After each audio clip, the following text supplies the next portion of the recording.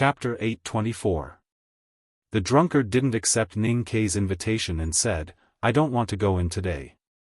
Ning Kei raised his voice and said, "You still don't dare to go in?" The drunkard's expression gradually changed. His hair, which was a mixture of white snow and black soil, was blown by the wind. He said, "For countless years, I have only been accompanied by wine and meat, and I especially like wine. Only when I am drunk can I relieve my worries. Wine can make people angry, but it can also make people feel relieved. I chose the latter, but it doesn't mean I can't choose the former." Ning Kei stared into his eyes and continued, "But you still don't dare to go in." The drunkard said, "You can come out." Ning Kei shook his head and said, "I'm timid." The drunkard said, "You dare to attack the Abbey Dean on the snowy street. How can you be timid?" Ning Kei said, "I don't dare to go out of the city, which means I'm timid. What about you? Do you dare to go in?" The drunkard said, "This kind of talk is really boring." Ning Kei said, "Come in if you dare, come out if you dare, come up if you dare, come down if you dare. This is something that only kids do when they quarrel. It's boring and even shameful. As a junior, I can be shameful, but can you be shameful as well? Let's be straightforward and come in." This conversation was actually about different things. It looked a little funny and even cute, but who knew how many frost blades and snow swords were hidden in it? It was bone-chilling. Ning Kei's words kept moving forward. What he wanted to do was to invite the drunkard into Chang'an. Whether he accepted or not, the academy would find the opportunity they wanted in this sudden and dangerous meeting. This was the academy's plan. The drunkard only used one method to break the academy's plan. He raised the flagon and started drinking. His mouth was used for drinking, so he couldn't talk. Not talking didn't mean he refused or accepted. It was quiet in front of the southern city gate. Only the sound of the wine pouring into the drunkard's stomach could be heard. It sounded like a waterfall falling into a pond, or a gurgling stream, and finally like a river that was about to overflow. As mentioned before, the headmaster was not in the human world. So no one could make the drunkard talk, or hold his hand and invite him into the city or home. The drunkard put down the flagon. Ning Kei looked at the wine stain on the front of his robe and suddenly smiled. His smile was a little helpless, a little self-mocking, and a little gloomy. The drunkard was a grand cultivator who had survived the everlasting night. He was a senior who even the headmaster of academy once asked about Taoism.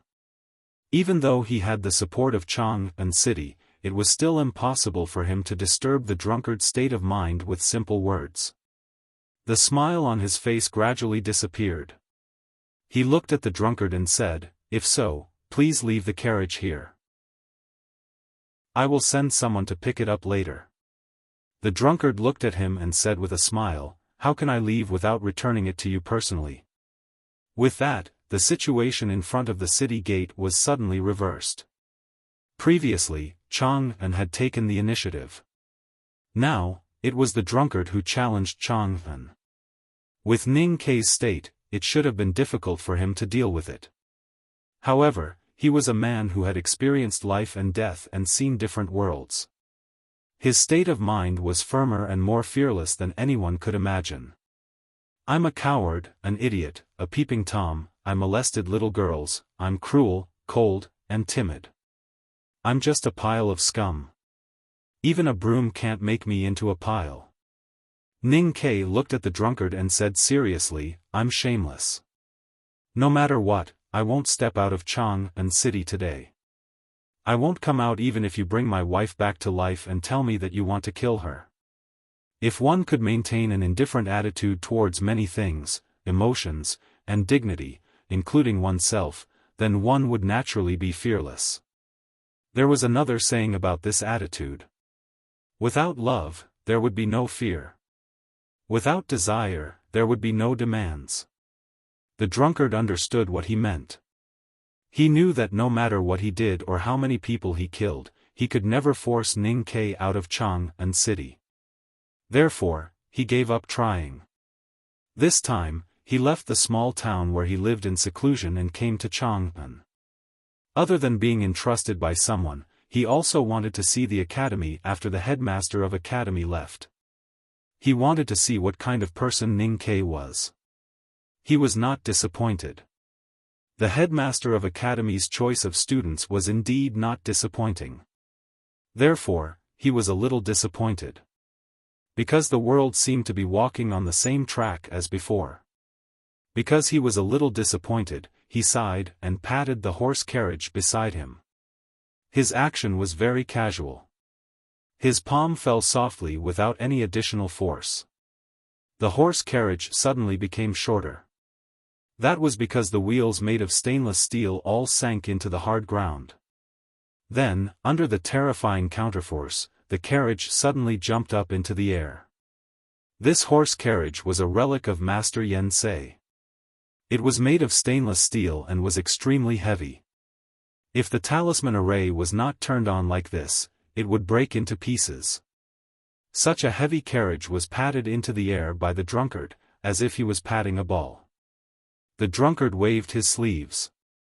The spring wind was slightly chaotic.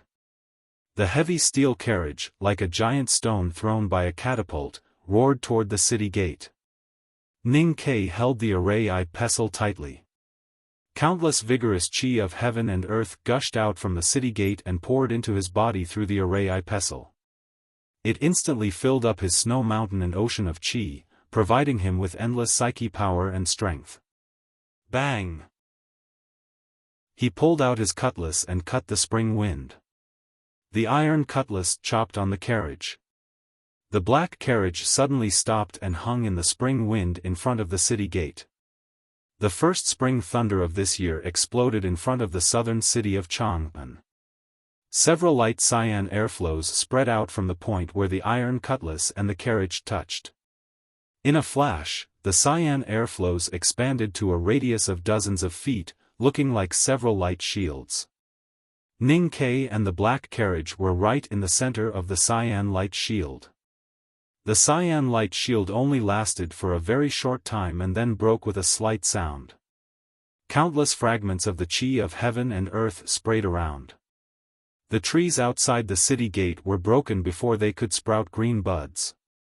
The gravel on the state highway shot away like arrows. The city wall had withstood thousands of years of wind and rain, and its surface had traces of weathering. After such a terrible shock, countless green bricks peeled off and fell down like a rainstorm. The wind stopped and the dust settled. The green bricks on the city wall became more mottled, but no obvious damage could be seen. On the contrary, the green bricks that were cut off by the aura were extremely smooth, as if they were new bricks. After all, it was impossible to shake Chang'an City. Interesting. The drunkard looked at the city wall and said. Then he looked at Ning Ke and said, "But you are not interesting. You know, there are many things that I haven't done for thousands of years, but it doesn't mean that I can't do them." Ning Ke put away his cutlass. The black carriage finally fell to the ground with a heavy thud. He looked at the drunkard and said, "I was just kidding. Did you take it seriously?" He was smiling when he said this, although he was annoyed at the moment. Because he had to smile. Sometimes, only a smile could prove his strength. Then he started coughing and took half a step back inadvertently. He turned his body slightly and held the hilt and the array pestle tightly. One of his hands was as cold as ice, and the other was as hot as flowing lava. "I said you are not interesting because you can't do it." The drunkard looked at him and said, "No one can do it after your headmaster left." Ning Ke knew that he couldn't do it because he couldn't leave Chang'an. But his headmaster could take the eldest brother to travel around many countries in an ox cart for many years. The most important thing is that it's not up to you to decide whether you can write that character or not. The drunkard seemed to be really disappointed, and his eyebrows were slightly furrowed. Ning Ke wanted to salvage something, so he said, "At least I have written it. You dare not enter the city is the proof." The drunkard said, no matter how big Chang'an is, it is just a city after all. It is still too small compared to the world. Ning Ke said, one day, I will leave Chang'an. The drunkard said, even if you have the courage, you can't turn the whole world into Chang'an. We are all part of this world, so how can we change the world? Your headmaster can't do it, I can't do it, and neither can Chen Mao. How can you do it? Ning Ke couldn't answer. The negotiation between the academy and the divine hall was in a stalemate, and it was a very delicate and critical moment. At this moment, the drunkard, a hidden powerhouse who could change the situation of the world, must have a purpose. The academy and the Tang Empire didn't want to see that kind of change. I don't understand why you came to Chang'an. Ning Ke looked at the drunkard's eyes and said. Even if the academy or he couldn't change the relationship between Haotian and the human world, the drunkard shouldn't be here. He looked at the drunkard's eyes and said seriously, in my dream, you and the butcher are both looking at me. It means that just like the moment before, there is still hope for you. Dreams are often the opposite of reality. The drunkard said. Ning Ke said, the headmaster said that you and the butcher both experienced the last everlasting night. If so, it means that even Haotian couldn't do anything to you. Why did you show up? Why did you come to Chang'an? I've drunk too much these years, and I'm usually drunk. I often don't know if I'm in a dream or reality. But even in a dream, I've never dreamt about the night. The drunkard looked at him and said, because that's what I'm most afraid of. In the long everlasting night, countless people died. No one could retain such a long memory. Only the drunkard and the butcher had that seemingly endless cold and dark memory. It was understandable that they were afraid. After that day, the moon suddenly appeared in the night. The butcher and I were surprised, especially when the moon didn't disappear. That's probably what you said before, the hope I once had. The drunkard said, we also thought that we could keep watching. Even though it's annoying to hide, it shouldn't be a problem for us to hold on for another few hundred years. But unfortunately, things don't always go our way. Ning Ke felt cold and asked, has Haotian found you? The drunkard said, yes. Ning Ke kept silent for a long time and murmured, he couldn't find you for thousands of years. Why did he find you now? The drunkard didn't answer him. He looked up at the blue sky and thought, when he was in the sky, he was too far away from the ground. It was hard for him to find us. But if he comes to the human world, where can we hide? Everything was settled. Ning Ke felt very tired. I'm short of 1,000 words today. It's just that the plot is broken here. I'll make it up before the end of the month. Now I'm short of 4,000 words. Remember. To be continued. If you like this work, please come to Chidian.com and vote for me. Your support is my biggest motivation.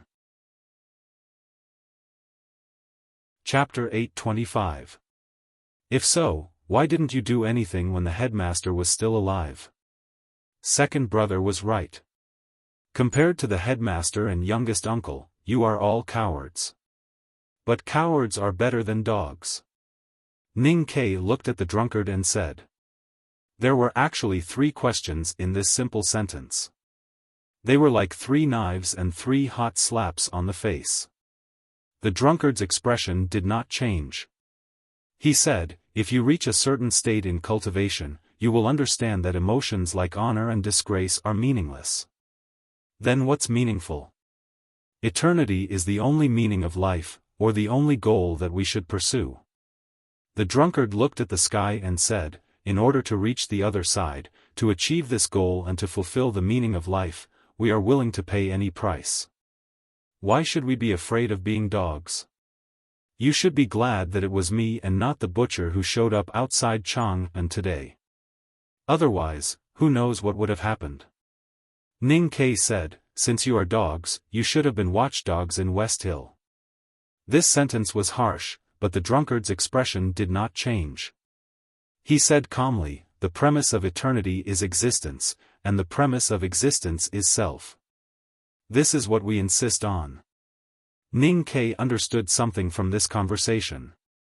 He asked, is this the promise you got? The drunkard did not answer his question. He pointed at the carriage in front of the city gate and said, this is for you. At the same time, someone asked me to tell you something. Ning Ke asked, what is it? The drunkard said. He looked calm and even a little dull. It was obvious that he had memorized it, without any of his own understanding or feelings. Then he turned around and left. The flagon swayed in the spring breeze, which reminded Ning Ke of the wooden dipper on the eldest brother's waist. Even the way he walked was very similar to the eldest brother. 1 year in the back of the mountain of the academy, the eldest brother was walking on the mountain path in front of him. He seemed to be walking very slowly, but Ning Ke could not catch up with him no matter how hard he tried. He looked at the back of the drunkard and his face was a little pale. He was shocked and did not pay attention to what the drunkard had told him before he left. After several months of war, the Tang Empire and the Academy finally stabilized the situation at great cost. They even saw a bright future. However, at this moment, the drunkard and the butcher, who had been living in seclusion for countless years, appeared. The situation of the world was bound to undergo drastic changes because of this, and the bright road ahead suddenly dimmed. It started to rain in the clear sky. The spring rain was bone-chilling. Ning Ke looked up at the gray sky and remained silent for a long time. He walked into the black carriage and saw a black box in the corner. The black box was very familiar. Even though it was slightly deformed, he still couldn't forget it. This was because the item inside the box had accompanied him through thousands of mountains and rivers, defeating countless powerful enemies.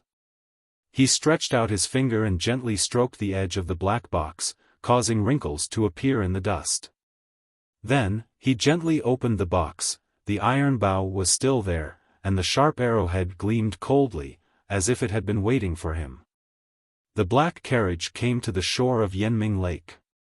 The horses that were urgently transferred to pull the carriage looked extremely tired.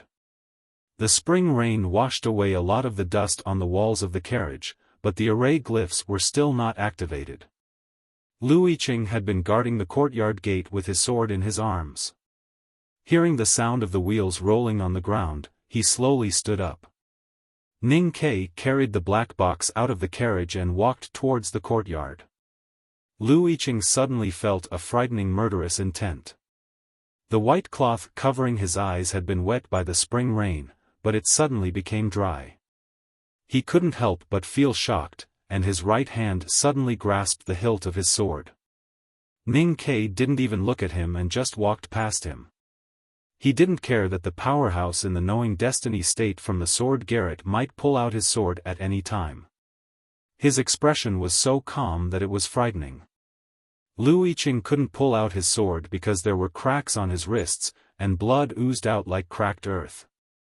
The white cloth covering his eyes was torn and fell with the cold wind in the rain. Ning Ke walked into the small courtyard by the Yanming Lake. Lu Yiqing held the hilt of his sword and lowered his head. Blood kept dripping from his wrists, and together with the rain falling from the eaves, it made a slight pitter-patter.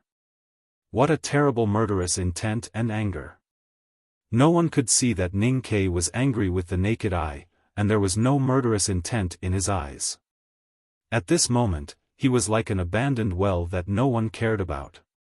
He was so quiet that no one could see how deep he was. Yi Hongyu was looking at the plum blossoms in the rain under the porch, holding a bowl of tea in her hand. Ning Ke walked to her and asked, "You know about this?" Yi Hongyu put the bowl of tea on the stone window and said, "Just like you, I just found out."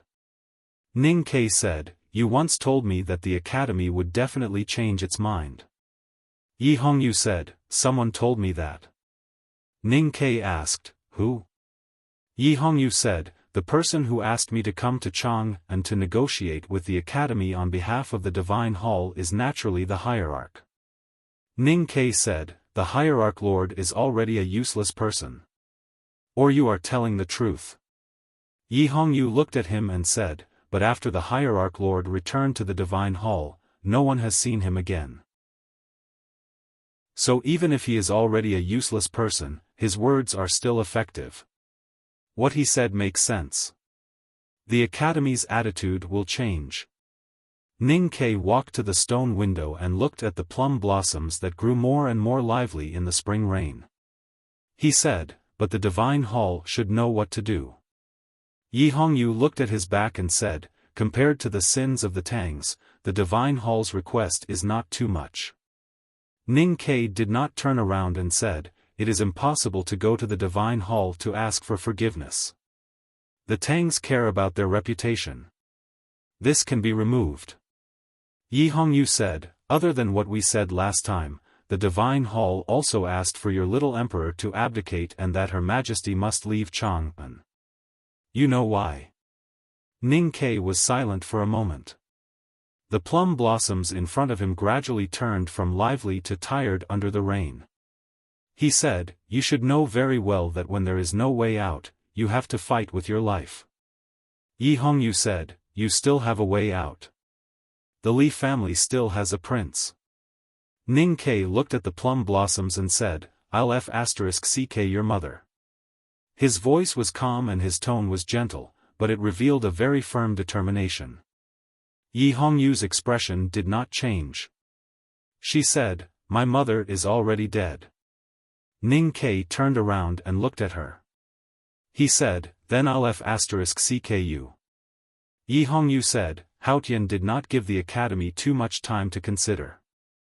I think what you need to do now is not to vent your anger and fear, but to discuss with others.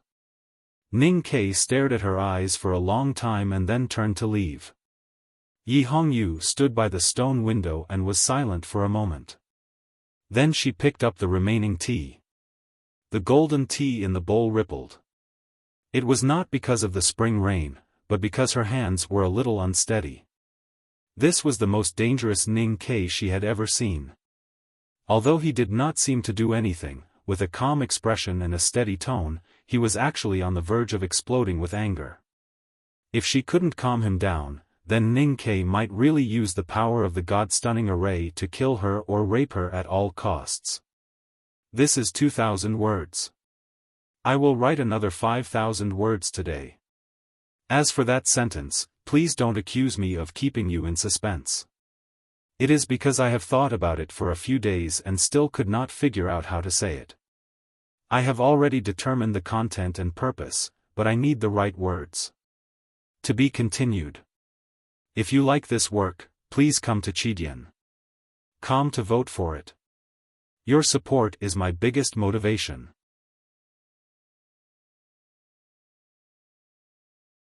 Even though he did not show his divinity outside the city, his state must be beyond the imagination of most ordinary people.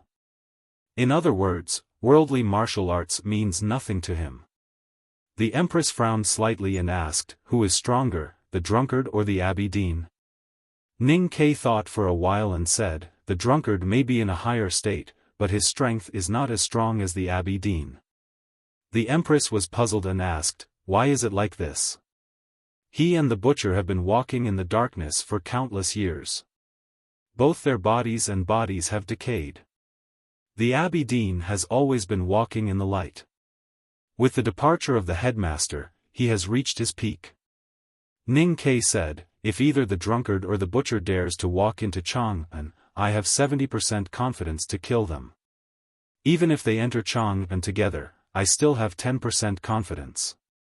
The Empress said, 10% confidence is basically the same as no confidence at all.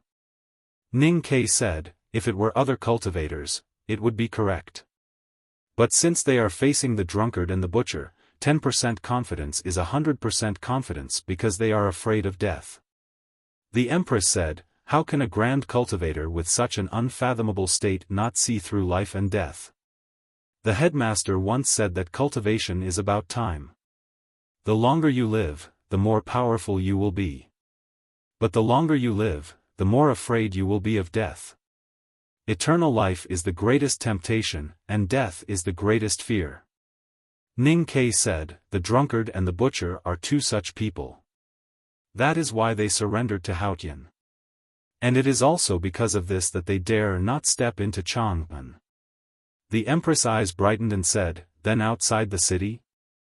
If the two senior brothers and senior sister are in their peak state, maybe we can give it a try. Ning Ke thought of the flagon swaying in the spring breeze. He shook his head and said, the problem now is that maybe no one can find or catch up with the two. The light in the empress' eyes gradually faded and she said, that means the drunkard and the butcher are two big knives hanging over the Tang people's heads, and they can fall at any time. Ning Ke said, the West Hill Divine Palace dares to make these conditions because of this.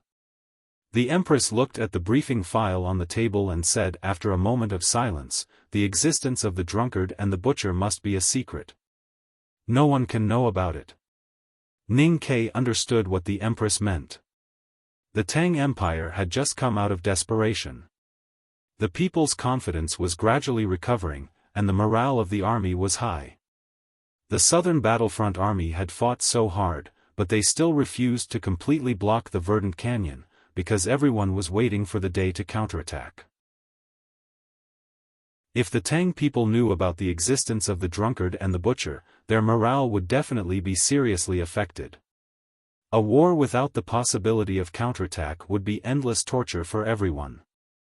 Ning Ke looked into the empress' eyes and said, how do the imperial court and the academy explain the agreement with the West Hill Divine Palace? The land ceded by the Tang Empire and the war reparations will definitely be known by people. The empress smiled and said, humiliation brings courage and anger. If there is a way to release the anger, then the purest courage will be left. Ning Ke felt that the empress's smile was beautiful, but somehow he felt cold. How could he let the Tang people and people completely release the anger brought by the humiliation of the agreement? He didn't want to think further, and he felt that he was thinking too much. The people can hide it for the time being, but the ministers in the court must know the truth. The academy doesn't want the court to fall into chaos again because of this. Since they are supported by the people, they should bear the mental pressure for the people at this time. The empress thought for a while and agreed with him. She rang the little golden bell on the table. It didn't take long for more than 10 of the most important ministers to come to the night hall. The ministers were a little tired after entering the palace in the middle of the night. But thinking that the palace was urging them so urgently, they were afraid that the war in the northern borderline had started again, or the negotiation with the West Hill Divine Palace had gone wrong. They didn't dare to be negligent. Even though they had thought that the situation was very bad, they still didn't expect that the news waiting for them in the palace would be so terrible. For a moment, the night hall was silent. We can agree to any other conditions, a tired voice sounded in the hall. It was General Xu Qing who had just returned to Chang'an. The expression of the general was very sorrowful because he knew that this treaty would be an indelible humiliation for the Tang Empire. Every single one of those conditions was like a thorn whipping his heart. But those conditions could be agreed to. Under such a serious situation, the Tang Empire had no other choice. But one of the conditions proposed by the West Hill Divine Palace was unacceptable. He looked at the Empress and Ning Ke and said word by word, we can't give up the Xiangwan Plain. The western army of the Tang Empire withdrew from the Pamir Mountains and most of them joined the northern army under the command of General Su Qi. They were prepared for the possible war with the Golden Tribe cavalry in late spring. General Xu Qing returned to Chang'an so that Su Qi could lead the two armies. At the same time, the military ministry of Chang'an needed a powerful general. The divine halls of West Hill must be aware of this. That's why they made such a request. Ning Ke looked at the files on the table and did not make a decision for a long time. There is a chapter of 2,000 words left. Try to finish it before 2:30. To be continued. If you like this work, please come to Chidian.com to vote for me. Your support is my greatest motivation.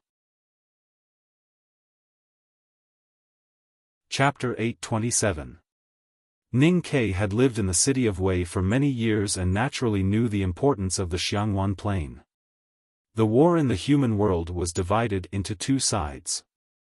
The academy would fight against the drunkard and the butcher, and the sage of sword Liu Bai and the reclusive sublime beings of Taoism. The rest of the enemies would be wiped out by the Tang cavalry. The cavalry of the Tang Empire was the strongest cavalry in the world. As long as they adapted to the battlefield, they could directly kill all the cultivators in the 5 regions. What happened in the Verdant Canyon would not happen again, because there was no second academy in the world, and no one in the back mountain of the academy. If the Tang Empire really agreed to the conditions of the West Hill Divine Palace and ceded the Xiangwan Plain to the Golden Tribe Royal Court, it would be equivalent to cutting off its own arms and giving up its most powerful weapon. No matter what, Ning Ke should not have agreed to this condition. But he was clear about the key point of the Divine Halls of West Hill's negotiation, and even the real purpose of the drunkard's appearance in Chang and was Xiangwan Plain. The night hall was silent. Everyone, including the Empress, was waiting for him to express his attitude. Because at this time, the attitude of the academy was equal to the attitude of the Tang Empire. Ning Ke stood up, looked at the ministers and said, "Let's talk to them first. I'll think about it." No one could make a decision in such a short period of time. That night, Ning Ke returned to the house by the Yanming Lake, but he did not look for Yi Hongyu. Early in the morning, the sound of chickens and dogs barking could be heard in the streets. Before the steamed bun shop opened its doors, a hot mist seeped out from the cracks in the door. The mist was blown by the morning wind and landed on the street, wetting the stone slabs. A new day dawned. The imperial court continued to negotiate with the diplomatic corps of the West Hill Divine Palace. According to the news from the palace, the Divine Hall seemed to be very tough, which was different from a few days ago, especially when it came to the cession of the Xiangwan Plain. Ning Ke understood where the Divine Hall's confidence came from. He waved his hand to let the official of the Imperial Center Administration leave. He got up and had a bowl of porridge. Then he came to the plum garden, pushed open the door and walked in. Yi Hongyu liked to take a bath in the morning because she liked to spend every day refreshed. When Ning Ke walked into her room, she had just come out of the shower. Her wet, black hair fell over her bare shoulders, the ends dripping with water, covering her breasts. Yi Hongyu glanced at him and walked to the bronze mirror to comb her hair. She asked, "Have you decided?" As she combed her hair, her black hair was combed from the front to the back, and it could be seen clearly in the mirror. Ning Ke asked, "Decide what?"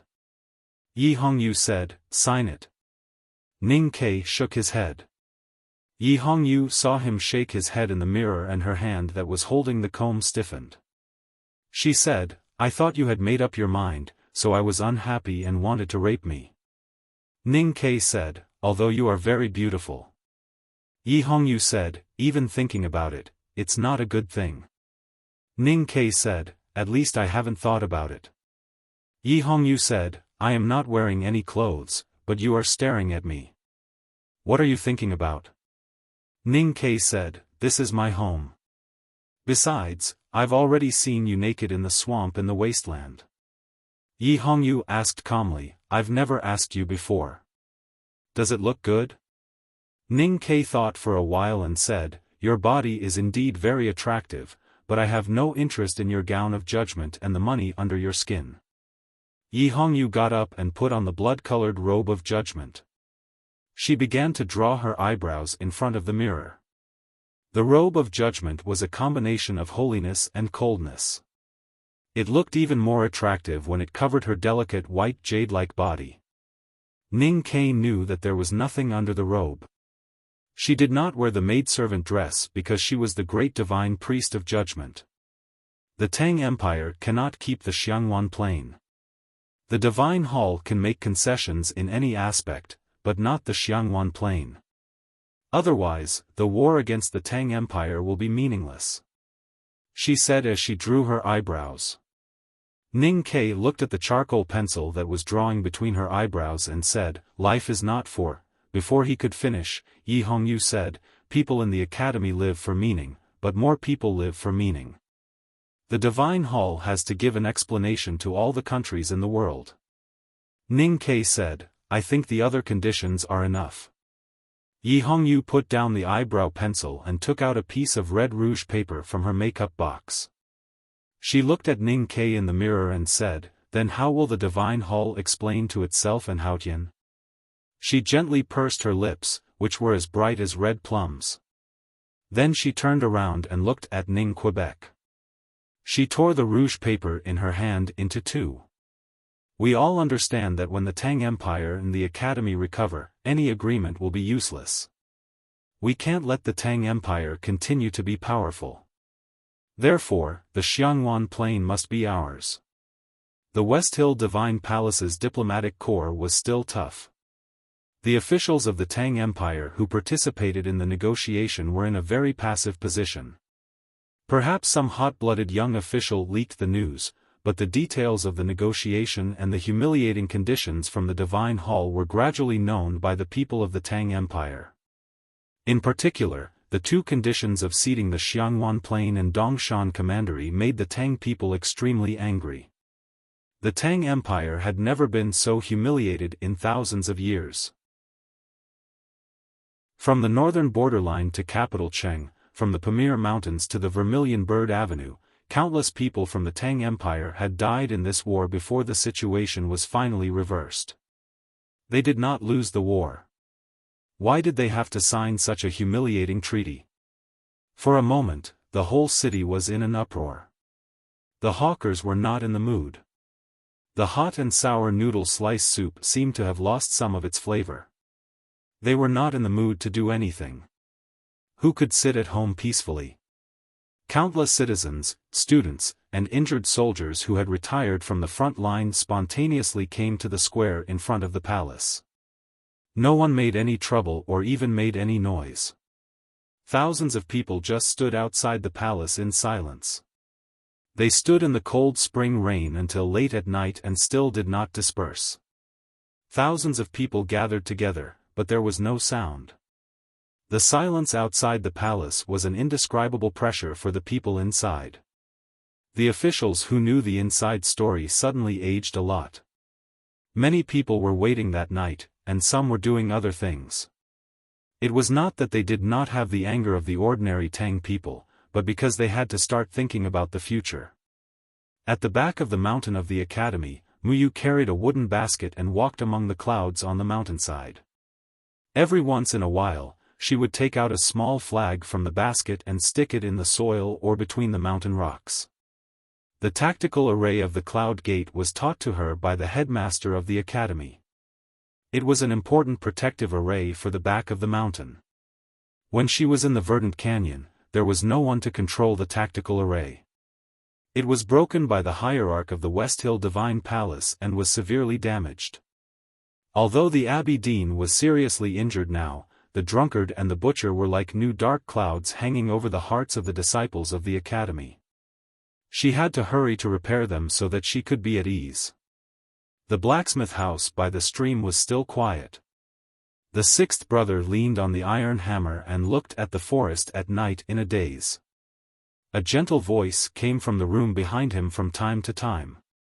"One is limitless, and the other is almost immortal. It seems that no one can kill them as long as they don't enter Chang'an. But I always remember what the headmaster said." The eldest brother gently moved his fingers in the yellow sand of the river and mountain sandbox and said gently, "Except for Haotian, there is no omniscient and omnipotent person in the world. In this case, they must be killed. So we should start to calculate now. I think it will be a very complicated work." The fourth brother said, "I'd like to discuss it with you." Yu Lian sat on the edge of the cliff and meditated. Her fingers wrote in the wind from time to time. Tang Xiaotang widened the stone steps on the steep mountain road. The blood-red giant knife in her hand became more and more like a big iron stick. The little white wolf was lying on the stone steps above, bored. The wind suddenly rose among the cliffs and went straight to the night sky. It blew away the clouds and revealed the bright moon. The little white wolf began to howl at the bright moon. But its voice was still tender without any momentum. Jun and Mo stood by the pool. Zhang San and Li Si welcomed the washing of the waterfall. He was comprehending the swordsmanship. The big white goose beside him washed its feet in the pool water. The little white wolf's howl came from the cliff. The big white goose raised its head and looked at the cliff contemptuously. Then it bent its neck and sang to the moon. Quack! At this time, Ning Ke was standing on the corner tower of the imperial city. He looked at the bright moon in the night sky and the dense but quiet crowd under the city. He seemed to hear something and then remembered something. He laughed. Good night. See you tomorrow. To be continued. If you like this work, please come to Chidian.com to vote for me. Your support is my greatest motivation. Chapter 828. Ning Ke looked into the Empress's eyes and said, "Shame brings courage and anger. If the anger can be released, the rest will be courage. These are your words. Now we need to consider who will bear the anger of the Tangs." The Empress did not answer. Ning Ke continued, "After we cede the Xiangwan plain, the Academy will solve the problem of the warhorses." The Empress shook her head and said, "No matter how strong the Academy is, it can't create something out of nothing." Ning Ke said, "I will take back everything I lost in the future." The Empress did not understand where his confidence came from, but was finally convinced by his firm tone. After thinking for a moment, she said seriously, "In that case, I will sign it." Ning Ke said, "You can't sign it, because we can't let you and His Majesty bear the anger of the people."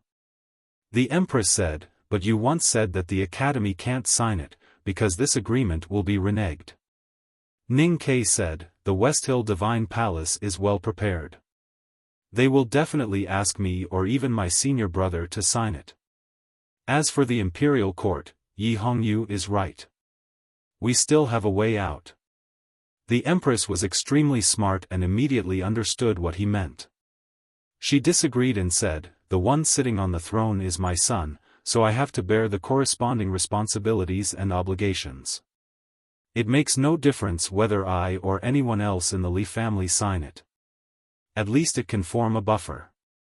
Ning Ke said, "As a member of the Li royal family, you have to sign your name on such a humiliating treaty. Only death can appease the anger of the people. And in this situation, you cannot die, Empress. The Academy has entered the human realm. Mr. First promised to educate my son, and there will be no more disputes in the Imperial Court. In fact, if I think about it carefully, it is no longer important to the Tang Empire." The Empress smiled and said, "And for me now, death is really not scary." Ning Ke naturally could not push the Empress to the front. He left the palace that night and went to the prince's mansion. The candlelight in the study was dim. Li Peiyan still looked handsome and amiable, but there were more wrinkles at the corner of his eyes. His once sharp eyebrows had also become very soft. "I've never had any big ambitions in my life. I just want to help my brother make up for his shortcomings and represent the royal family to ease the relationship between the royal family and the Dao sect. At most, I want to be a virtuous king who will leave his name in history." Li Peiyan looked at Ning Ke and said with a self-deprecating smile, "Now that I think about it, if I wasn't born into the emperor's family, I believe I would be more useful than I am now. This is where His Highness's problem lies." Ning Ke said, "In this great era, your thoughts are too trivial.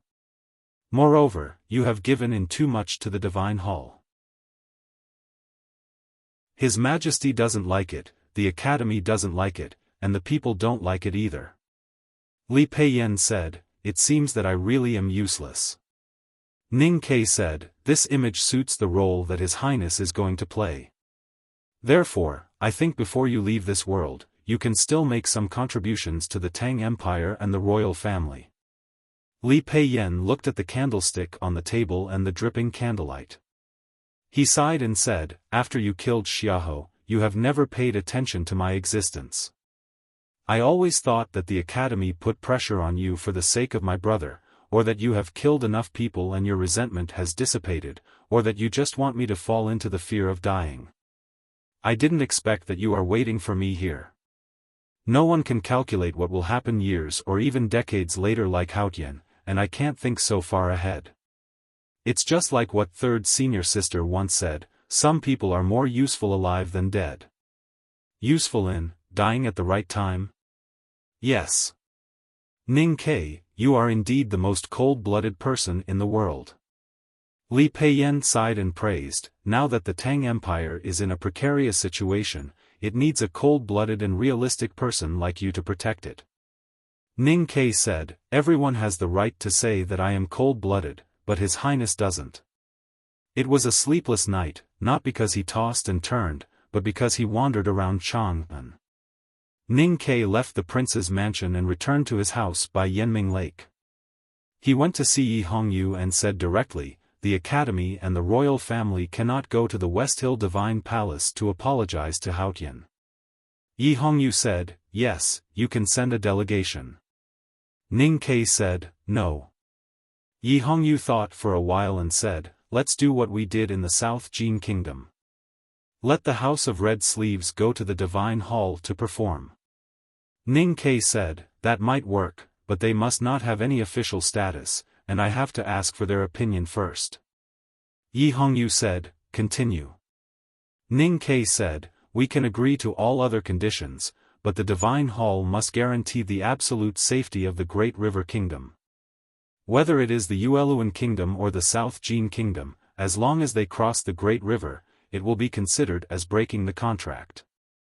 Yi Hongyu said, "No problem. In return, the Tang Empire must also guarantee the safety of Qinghe Prefecture." Ning Ke said, "This is in the Divine Hall's condition." Yi Hongyu shook her head and said, "It is the safety of everyone in Qinghe Prefecture, including the people of Qinghe who stayed in Chang'an during the war. The Tang Empire must release them."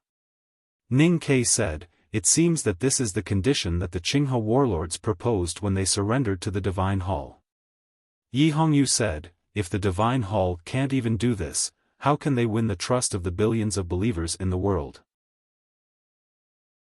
Ning Ke said after a moment of silence, "I promise you, once the treaty is signed, as long as the West Hill Divine Palace Coalition Army leaves Qinghe Prefecture, I will send the people in the Qinghe Guild Hall back." In the early morning, the spring rain fell again, and the dust fell to the ground. The Tang Empire agreed to most of the demands made by the West Hill Divine Palace. Prince Li Peiyan solemnly signed his name on the treaty, and at the same time, wrote his name on the pillar of shame in history. When the news spread, there was an uproar in the imperial court. No one knew what had happened in this long night, and why the bigwigs in the palace dared to sign the treaty, even though they would be condemned by the whole world. The Tangs gathered in front of the imperial palace could no longer control their emotions. They cursed angrily and spat at the red palace wall. Then, some old rumors spread among the crowd. Those old rumors were not actually rumors, but things that everyone knew. For example, the massacre of the village in the Yen territory, the close relationship between the prince and the West Hill Divine Palace hierarch, and the murder of a certain Taoist sect in Chang'an. That was why he was demoted to a commoner by the former emperor, and his title was only restored when Li Huiyuan ascended to the throne. The palace gate opened slowly, and Li Peiyan walked towards the crowd. He wore a dark robe with black and red embroidery with gold. It was especially eye-catching in the light spring rain that fell in the early morning. Countless people looked at him, their eyes full of contempt and anger. Some even tried to rush over and beat him up. A low-ranking official in the Yamen asked painfully why the imperial court ceded Dongshan County and Xiangwan Plain. The official's voice was really painful, as if he was bleeding. Countless people were questioning and scolding. Did the imperial court not want to take back Qinghe Prefecture? Why did they send the traitors in the Qinghe Guild Hall back? The front of the palace was full of voices with the smell of blood. If it were not for the heavy protection of the Yulin royal guards, Li Peiyan would have been torn to pieces by now. Li Peiyan suddenly stopped and looked around at the sea of angry people. His expression was calm, but the expression in the depths of his eyes was very complicated. The crowd gradually quieted down. Why?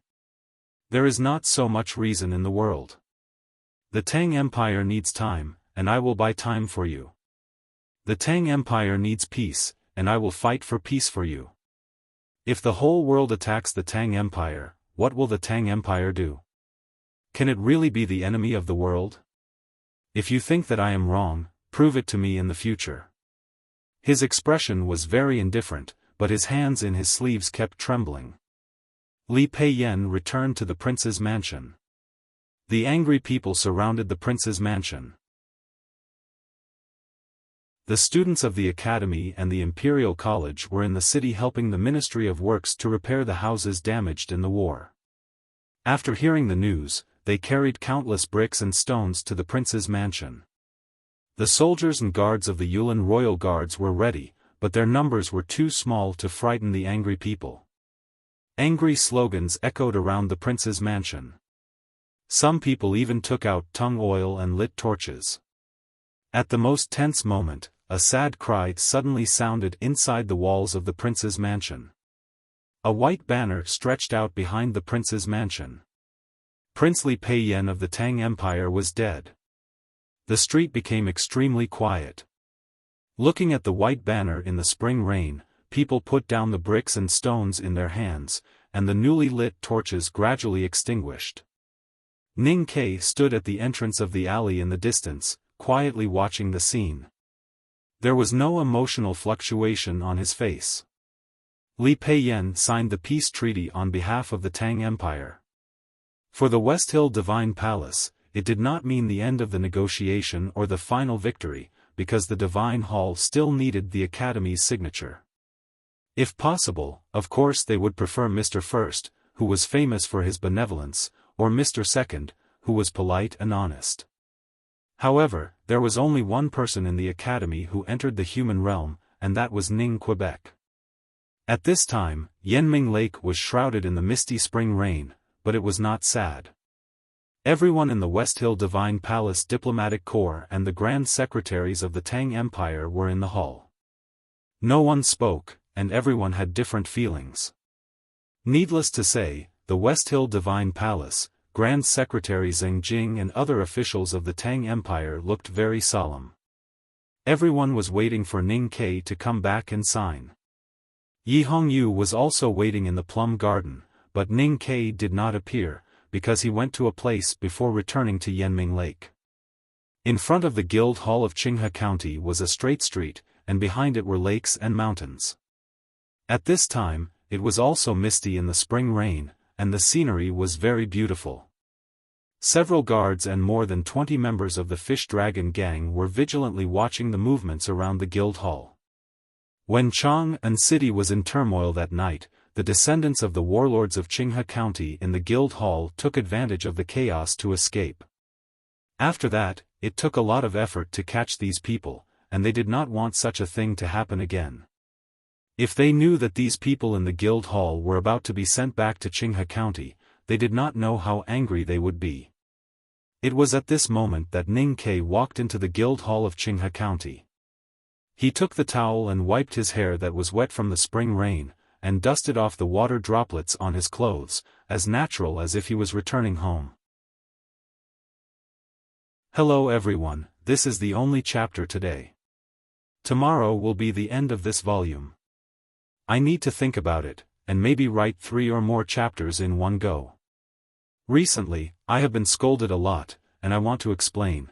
Please don't say that I don't work hard usually, and pretend to ask for monthly votes at the end of the month. It won't be too late to scold me if I ask for it. The problem is, when did I seriously ask for monthly votes this month?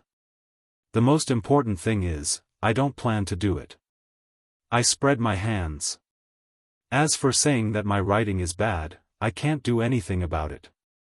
I will try my best to write according to the standards that I think are good, and I hope that you can accept it.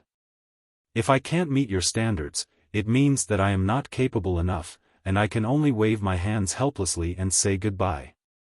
I wish everyone a happy reading, and try not to scold me. Let me be happy too, okay? To be continued. If you like this work, you are welcome to vote for it and vote for it. Your support is my greatest motivation.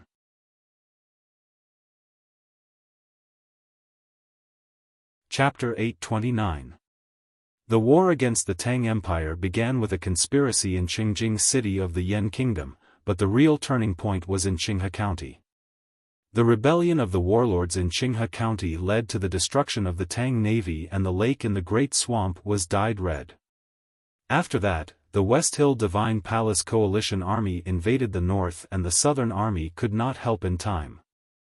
If the disciples of the Academy had not paid a heavy price to defend the verdant canyon, the Tang Empire would have been destroyed.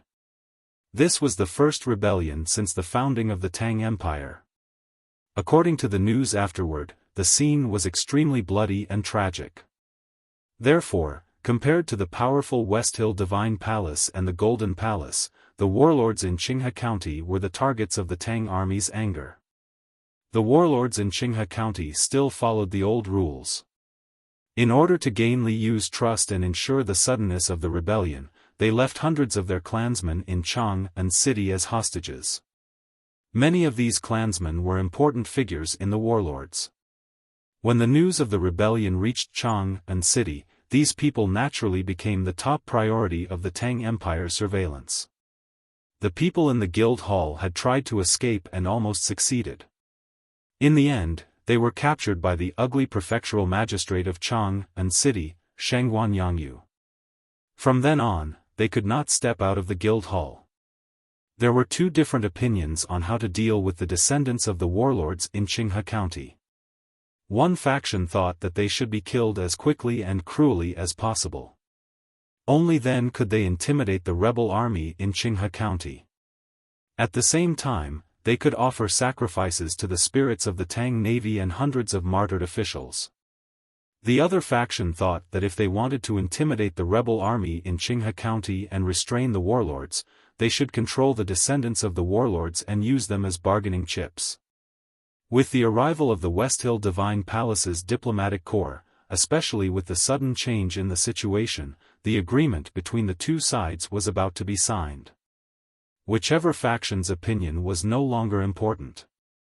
The Tang officials could only watch as these people were taken out of the guild hall and sent back to Qinghe County. No matter how unwilling they were, they could only remain silent. At this moment, Ning Ke walked into the Qinghe County Guild Hall. He was greeted by a middle-aged official. He wore a Tang official uniform but did not wear a crown. He had straight eyes and looked dignified. "Greetings, Mr. 13, the middle-aged official said calmly and politely. Ning Ke said, "Since you don't admit that you are a Tang, why are you still wearing our official uniform?" The middle-aged official's name was Cui Yuan. He was the second son of the old master of the Cui family in Qinghe County. He had been an official in Chang'an for many years. Before the war, he had held a noble position in the Ministry of Rights. Although the Clear River County Guild Hall was under the strictest surveillance, the imperial court didn't deliberately humiliate the descendants of the major clans. They were provided with their daily necessities as usual, but there was no such thing as casual clothes when there were hundreds of people living in the guild hall. That was why Cui Yuan always wore his old official robes. Cui Yuan's smile was somewhat bitter as he said, "I am an official of the Tang Empire. The elders in my clan were foolish and muddle-headed, and dared to have thoughts of betrayal. This has nothing to do with me. Ordinary people might have some considerations because of these words, but not Ning Quebec." He didn't care whether Cui Yuan's current attitude was sincere or not. All he knew was that this person was Old Master Cui's second son and an important character among the clans. He said, "I heard that Old Master Cui has a few beloved grandsons who are also in the guild hall?" Cui Yuan looked at his expression and knew that there was no need to hide anything in front of Mr. 13. He bowed deeply inside, saying, "Please calm down, sir." Ning Ke said, "Calming down is like being careful. It is very difficult. Moreover, the Tangs have always thought that Qinghe County belongs to us. The rebellion of the clans is like stabbing us in the back. Do you think that under such circumstances, the people living in this city will still welcome you with a smile?" Cui Yuan's expression was a little ugly as he said, "The clans have been scholars for thousands of years. They have a longer history than Chang'an. Now, they just want to return to thousands of years ago. They really don't dare to call themselves rebels." Ning Ke said, "That makes sense. I know what you are worried about. Otherwise, with the conduct of the clans, even if I am trapped here and an unwelcome guest, I would still have a cup of tea." Cui Yuan said with a bitter smile, "Who doesn't fear death? I am overly worried, sir. Please forgive me." Ning Ke said, "Even though I cannot calm down, I have to tell you something unwillingly today. The West Hill Divine Palace wants to protect the lives of hundreds of you." When he said this, he had been paying attention to the expression on Cui Yuan's face. He saw that Cui Yuan was still calm after hearing the news, but there was a hint of joy in his eyes. This was exactly what he wanted to see. Cui Yuan bowed deeply to him again and said with a trembling voice, "Even though I know how angry you are, I am still very grateful. When I return to Qinghe County, I will definitely restrain my clansmen and be on good terms with the Tang Empire." Ning Ke admired this person's performance. He thought that the clans of Qinghe County were indeed rich. Even a man who was sent to the capital as a hostage could still perform extremely well under such circumstances. He did not reveal any words or aura that might make the Tangs unhappy or angry. He said, "I don't understand the intentions of the West Hill Divine Palace." Cui Yuan thought to himself, "How could you not know? You are asking this question just to hear me out." He said bitterly, "If we cannot protect Qinghe County, who in the world would dare to trust the Divine Hall? That makes sense." Ning Ke said thoughtfully, "The reason is not about the loudness, but the strength of the fist. The Divine Hall's fist is bigger now, so they are more reasonable." Cui Yuan said harmoniously, "The academy is only temporarily leading the way. Why are you so modest?" "I have never liked to be modest. Even in the world, the fist of Haotian Taoism is bigger now. But in Chang'an, the fist of the academy is definitely bigger. So I have decided to be reasonable first." Ning Ke looked at him and said, "You said that if we cannot protect Qinghe County, who in the world would dare to trust the Divine Hall? This is very reasonable. So why don't I kill you?" Cui Yuan frowned in confusion. "If you want to kill us, why do you have to say so much?" Ning Ke said, "The clans of Qinghe County may really be able to recreate the glory of 1,000 years ago. Unfortunately, you and the people in the guild hall probably won't have the chance to see it." Hearing this, Cui Yuan's expression changed dramatically. He said in a low voice, "What do you mean? Could it be that what you said before was false? Does the West Hill Divine Palace not have such a request? The West Hill Divine Palace does want you to live to prove the greatness of Haotian." Ning Ke looked at him and said, "The problem is that Qinghe County has killed more than 300 officials of the Tang Empire. More than 1,000 people from the navy to the auxiliary soldiers have died. More than 1,000 people are still doing hard labor in the coal mountain downstream of the Fuchin River. Compared to the greatness of Haotian, I think these are more important." Cui Yuan understood what he meant. His body trembled uncontrollably. He shouted angrily, "Mr. 13, do you want to ruin the peace talks? Do you not want the Divine Hall to sign the peace treaty?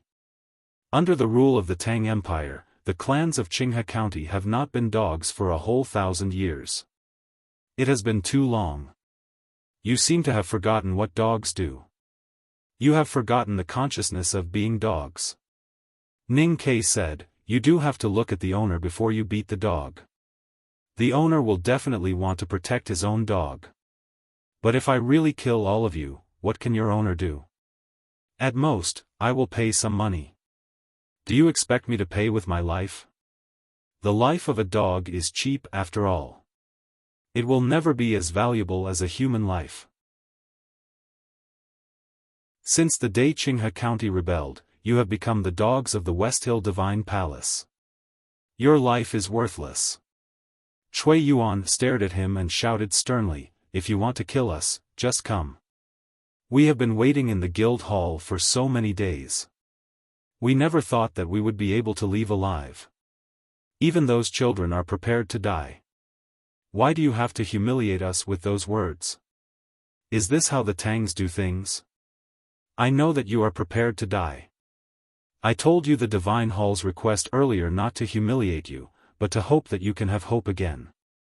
Hope is so beautiful. The despair that follows is so painful, just like the soldiers who died in the hands of the clans." Ning Ke said, "This is indeed not the style of the Tang army and people. But I have always been an atypical Tang. In order to return pain to my enemies, I can do many things. I will be very patient.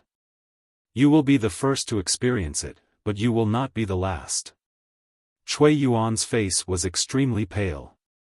When he heard that the West Hill Divine Palace had asked the Tang Empire to send hundreds of his clansmen back to Qinghe County, there was a flash of joy in his eyes. But that joy had long disappeared. He could not see any hope. There was no calmness left, only despair. I vaguely heard some suppressed cheers earlier. I think our conversation must have spread throughout the guild hall. Thinking that those cheers will soon turn into cries of pain, I feel happy both physically and mentally. After saying this, Ning Ke pulled out his padao and moved forward.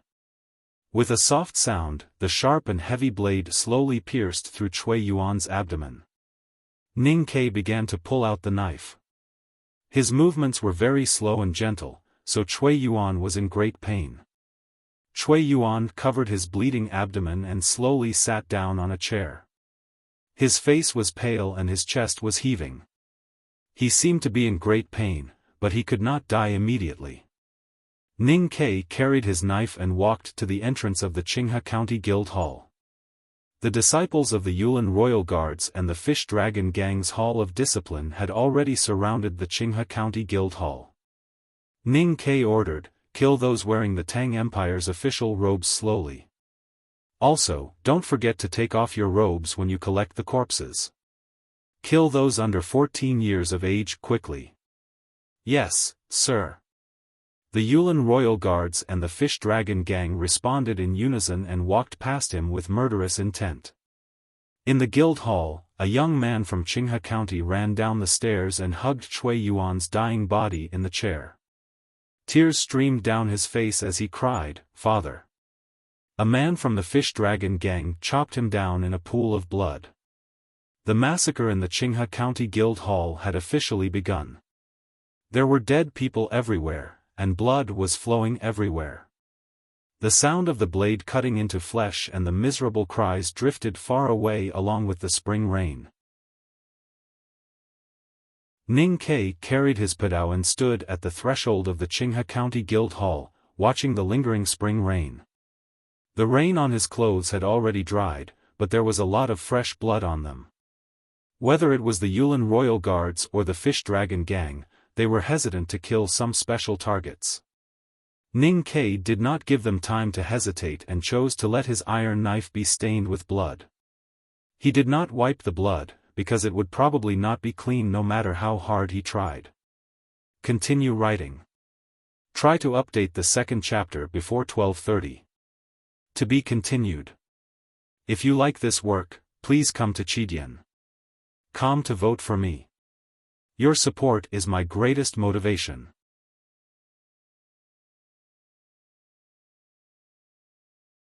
Chapter 8:30. Ning Ke returned to the house by the Yanming Lake. His clothes were stained with blood, which had been drenched by the spring rain. At this time, it had been diluted and looked like a watercolor painting. Many people were waiting for his return, waiting for him to sign his name and complete the agreement.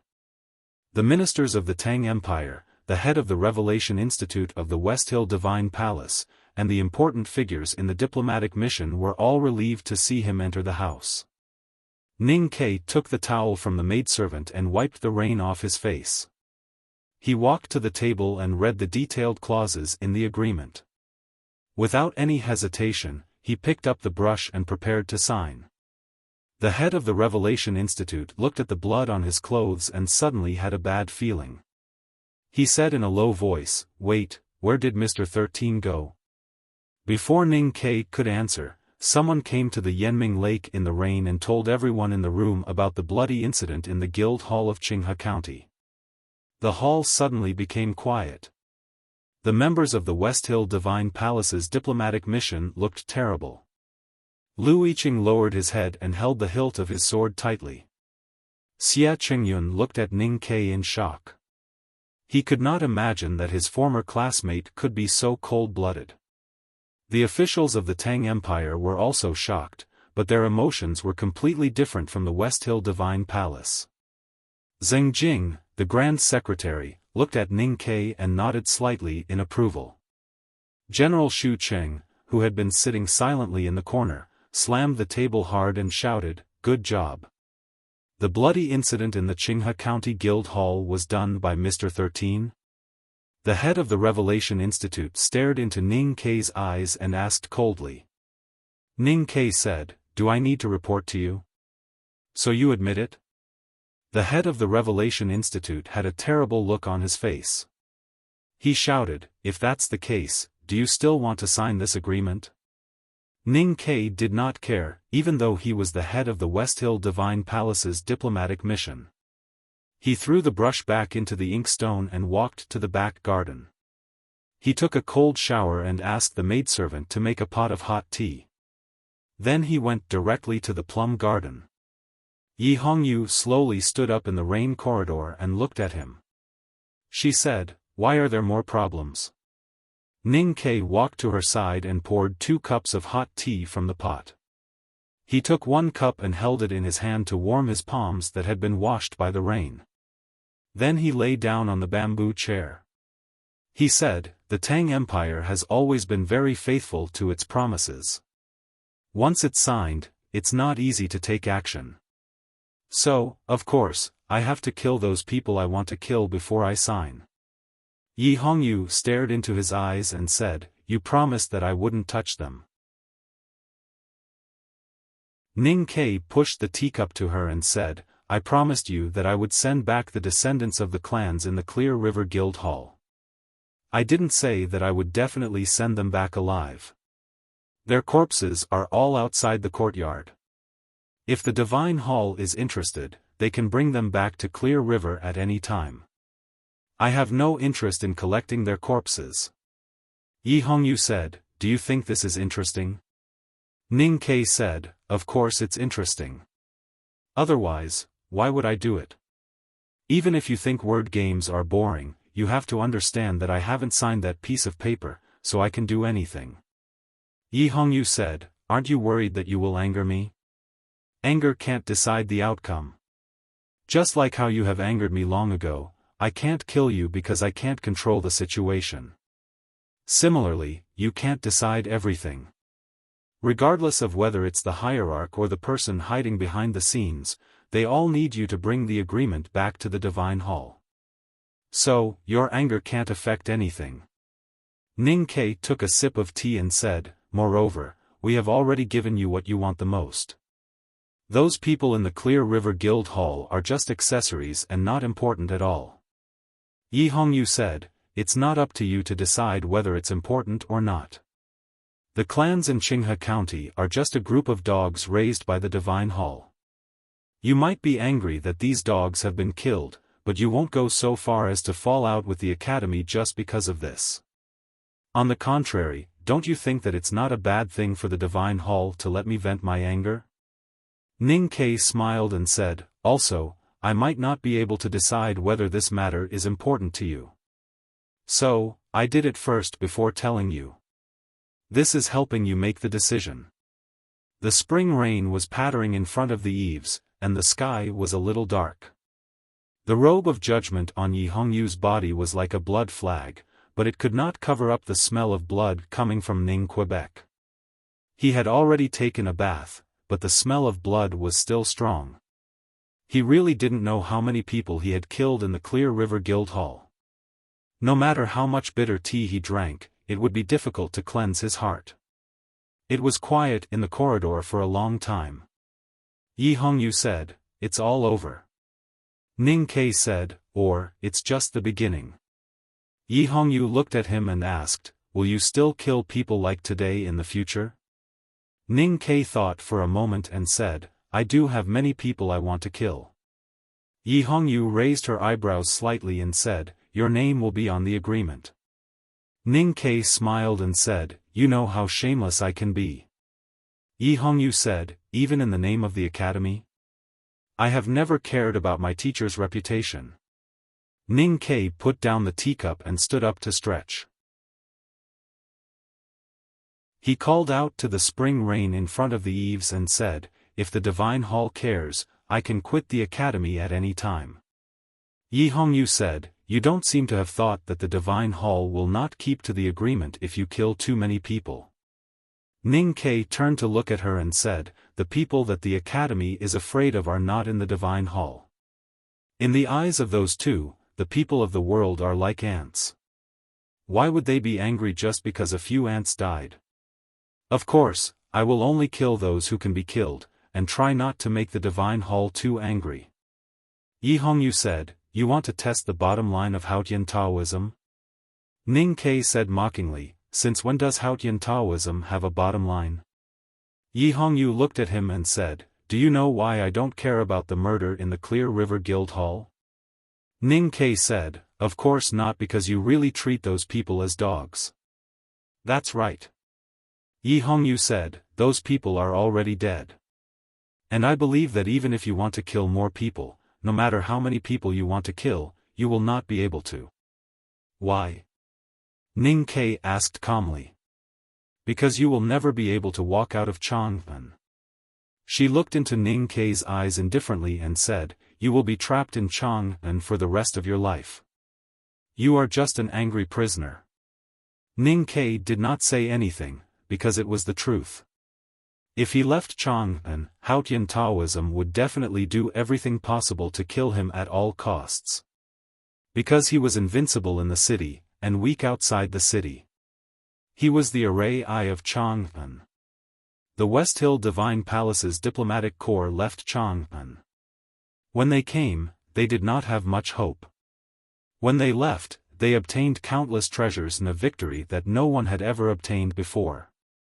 Only Yi Hongyu and the headmaster of the Revelation Institute knew the real secret of the negotiation within the Divine Hall's diplomatic corps. The headmaster of the Revelation Institute was not satisfied with the agreement because he knew that Haotian Taoism had two hidden grand cultivators with unfathomable states. Instead, he was puzzled. He did not understand why the West Hill Divine Palace did not take this opportunity to continue their war against the Tang Empire. Instead, they chose a truce. Yi Hongyu looked at the shadows of willow branches in the rain outside the window and thought to herself, "Drinking can kill, writing hairpin-style small regular script can kill, and reading can kill. No one except Divine Lord Lotus wants to see such a world. Moreover, Mr. First has learned how to fight, Jun Mo does not even pick up his crown when it falls to the ground, Mr. Third is the cicada, and Ning Ke is not afraid of death anymore. Who dares to say that they will win against such an academy?" Ning Ke stood under the southern city gate and looked at the falling rain. He said, "The rain is getting lighter." He was saying goodbye, not to the West Hill Divine Palace's diplomatic corps, but to Mo Shanshan. Mo Shanshan said, "Then I should go." Ning Ke said after a moment of silence, "Actually, it's good to leave a few days later." Mo Shanshan said calmly, "No matter how late you are, you will have to leave eventually." Ning Ke did not know what to say, so he did not answer. Mo Shanshan looked at him and asked seriously, "Will you kill a lot of people in the future?" Ning Ke thought for a moment and said, yes, if I can leave Chang'an, I will kill a lot of people. Mo Shanshan looked at her white shoes and did not speak for a long time. No one knew what she was thinking. Then she looked up and said with a sweet smile, I wish you a happy killing. Ning Ke felt that the spring rain became softer and said, I will try my best. The West Hill Divine Palace's diplomatic corps left and the war officially came to an end. Although the Golden Palace who occupied the Xiangwan Plain tried to move south in late spring, they were fiercely counterattacked by the Northern Battlefront Army and were severely reprimanded by the West Hill Divine Palace. They had to retreat to the 7 stockade villages and accept the reality. The war gradually subsided. The Eastern Wilderness Cavalry fled back to the Yen territory, and most of the Divine Hall Coalition Army also retreated to the South Jin Kingdom and the West Hill Divine Kingdom. Life gradually became peaceful, but many people had died. The white banners in front of the prince's mansion did not completely vent the anger of the Tangs.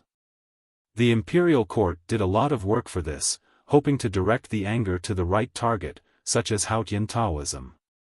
Ning Ke did not care about these things. In peacetime, the back of the mountain of the academy still followed the law of not interfering with the imperial court. The most important thing was that he was not in the mood to care about these things. He wanted to leave the city. He had not left Chang'an for many days. Many people wanted to enter Chang'an, but they could not because he was in the city. He wanted to leave the city, but he did not dare to. Because in a small town outside the city, someone was drinking and eating meat. Ning Ke found that he had become a prisoner in this city, just as Yi Hongyu said. He still had many unsolved mysteries in his heart. Who found the drunkard and let him come to Chang'an? Why did that person return the carriage and iron arrows to him? Why did that person let the drunkard tell him that? Every death in the world is a reunion after a long separation. What did that mean? He had thought of a possibility, but his reason told him that it was the least possible. Therefore, he was trapped in the city. I will try to finish the 3rd chapter before 3:30. To be continued. If you like this work, please come to Chidian.com to vote for me. Your support is my biggest motivation.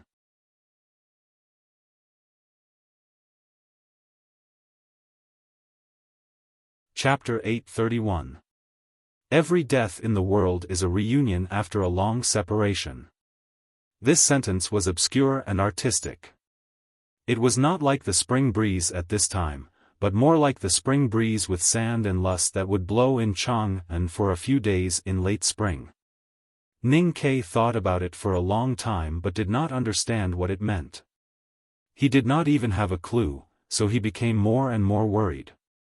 Not being able to leave Chang'an was his biggest worry. This city was his city of worries. He was trapped in the city of worries, so he sat on the high city wall and stared blankly every day.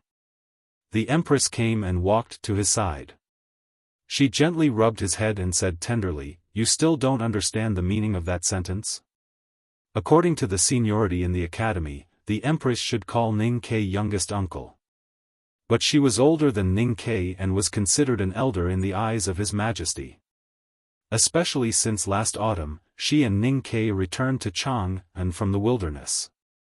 They had gone through thick and thin together and trusted each other, so she naturally did this. Ning Ke shook his head gently. He did not understand the sentence. The Empress and his senior brothers and sisters at the back of the mountain of the academy also did not understand the profound meaning of the drunkard's words. They analyzed for a long time and found that there was a similar description in the West Hill scripture. The death of all lives in the world was not the end, but the return to the glory of Haotian's divine kingdom. The problem was that the only person who was qualified to say this was Haotian herself. The Empress looked at him and asked, "Do you still think it's not her?" Ning Ke said, "Sangsang is dead." The Empress asked, "Why are you so sure?" Ning Ke looked at the thread-like streets below and searched for the location of the old brush pen shop. He said, "She is my natal life. If she is still alive, I would definitely know. The Empress walked to the city wall and said slowly, many people have died, but the problem is still not solved. Ning Ke did not care about the undercurrents in the court, but he knew what she meant. Although no one dares to say it publicly, there are still many people who find it hard to accept that I, the Holy Virgin of the Devil's sect, will be in charge of the Tang Empire. At the very least, they are very resistant to it. This is not a good thing. The agreement with the Westhill Divine Palace is still a thorn in the hearts of the Tangs. Li Peiyan's death can only alleviate it, but not completely solve it. Because all the Tangs know that I am the one who keeps my word in the palace. The Li family has ruled the Tang Empire for thousands of years and has been supported by the people for thousands of years. As a member of the royal family, I should die for the people. I'm the daughter-in-law of the Li family and I'm willing to do something. You were right that day in the hall. Li Huiyuan is dead and Li Yu only has her brother left. I believe she will know what to do. The Empress looked at the city she had lived in for many years and spoke with a smile. Ning Ke's heart sank with every word she said. Before she could finish, he said, "Please wake up, Her Highness. Don't think about those unreasonable things." The Empress gradually stopped smiling. She looked through the clouds outside the city wall and looked at the looming palace in the distance. She said calmly, "I didn't intend to reason with you, Mr. 13. Ning Ke stared at her hands on the city wall and asked, "Why?" "Because I'm tired. I'm really tired now." The Empress frowned slightly, looking indescribably delicate and lovely. In fact, her face was not very beautiful, but just a slight change in her expression made her look beautiful.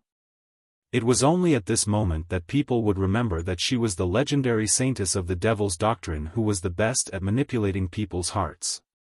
Many years ago, I was just a very ordinary girl by the Daming Lake. I don't know why the elders in the sect chose me as the saintess and ordered me to go south to seduce the crown prince of the Tang Empire, waiting for the chaos. She said, at that time, I thought he was a fatuous and lustful person, so I was naturally unwilling. Besides, I didn't think I was good at seducing men, so I decided to kill him. Ning Ke asked, "Your Majesty suffered a hidden injury at that time?" The Empress said, "Yes, but I didn't kill him at that time, so I thought I had failed. I didn't expect that he didn't blame me and even hid many truths for me." Ning Ke was silent. Although he knew that His Majesty was a person who valued relationships, he still couldn't understand why he would make such a choice back then. Only then did I realize that he had truly fallen in love with me. Thus, I began to reject him while welcoming him. I used all the skills that I learned in the Enlightenment doctrine, or rather, the skills that I was born with, on him until he could no longer leave me and even decided to welcome me into the palace. The Empress smiled and said, "At that time, I thought I had won, but I didn't expect that I would lose in the end. Because I spent too much time on him, I unknowingly fell in love with him. Just like how he couldn't leave me, I couldn't leave him either. His Majesty is one of the two men who love me the most in this world. I helped him deal with state affairs for a period of time. Rumor has it that he didn't let me continue to deal with it because of some gossip. Only I know that it was because he was worried that I would overwork myself. I have the ability to deal with state affairs, but I really don't like it. I just like talking and laughing with him, playing with him, throwing a little tantrum, and making some food. That's all." He left. Because of the injury that I planted in him many years ago, I had to hold on and stay calm until I returned to Chang and from the wilderness until I settled his affairs. I think I handled it well. When I see His Majesty, I believe that he will be satisfied. Then what reason do I have to stay here? I don't want him to wait for me for too long. It was quiet on the city wall. Ning Ke's gaze still fell on the Empress's hand on the city wall. He felt very complicated at this time. He was shocked and confused, but he couldn't find the right words to describe it. He said in a slightly hoarse voice, "Don't you think that's very selfish?" The Empress smiled and said, "I am the siren of the devil's doctrine in the eyes of the world. It's natural for me to be selfish." Ning Ke said, "The prince is still young. He still needs you as his mother to raise him. My son has Mr. First as his teacher. What else do I need to worry about? I have already made arrangements. Su Qi and Xing Jing have written me letters. The situation is difficult but stable. The court has its own rules. It doesn't matter whether I am there or not. It's actually good for the Tang Empire if I am not there. At least those Haotian Taoism charlatans can no longer use my background to talk about things." The smile on her face seemed to be shining and extremely proud. Ning Ke said, "I won't allow this to happen." The Empress smiled and said, "I remember someone once said that there are only two things in this world that no one can control. Even Haotian can't control, and that is life and death." Ning Ke still wanted to say something. The Empress looked at him and said calmly, "I have said before that there are two men in the world who love me the most. In addition to His Majesty, the other one is my brother Xiaofan. And he happened to die in your hands." Ning Ke did not say anything. "How you felt when Sang Sang died was how I felt when His Majesty closed his eyes. At that time, I jumped down from Helan City because I was forced by the situation. Now that I think about it, maybe I already had the will to die at that time. But Helan City is still a little short." The Empress looked at the clouds below the city wall and said with a smile, "I think Chang'an City should be tall enough." She was smiling, but the expression on her face was as indifferent as the clouds and smoke, as if she was no longer in this world. Then she left the city wall and fell into the clouds. Ning Ke had countless ways to catch her or pull her back, but he did not do anything because his body was very stiff and because he saw her face when she left. Her skirt was swaying like a flower. She closed her eyes and the expression on her face was so peaceful, as if she was about to enter the best world, which made people feel extremely comforted and at ease. Not many people had the heart to break that kind of peace. Ning Ke stood on the city wall and looked at the flowing clouds for a long time. Then he left. Many people came and went in his life, and they never came back. And they left so suddenly or decisively, which made him feel lost and sad. His family and friends in the general's mansion, the headmaster and Sang Sang, His Majesty and the Empress were all like that. There was a great fear between life and death. Ning Ke had lived two lives and was used to seeing life and death in the wilderness of Min Mountain. But he had never understood the great fear that even eminent monks and Vedanta could not see through. On the night that Hua Shangyue wanted to save Li Yu from Chang'an, he once said to Cao Xiaoshu that such an idiotic behavior was really hard to understand.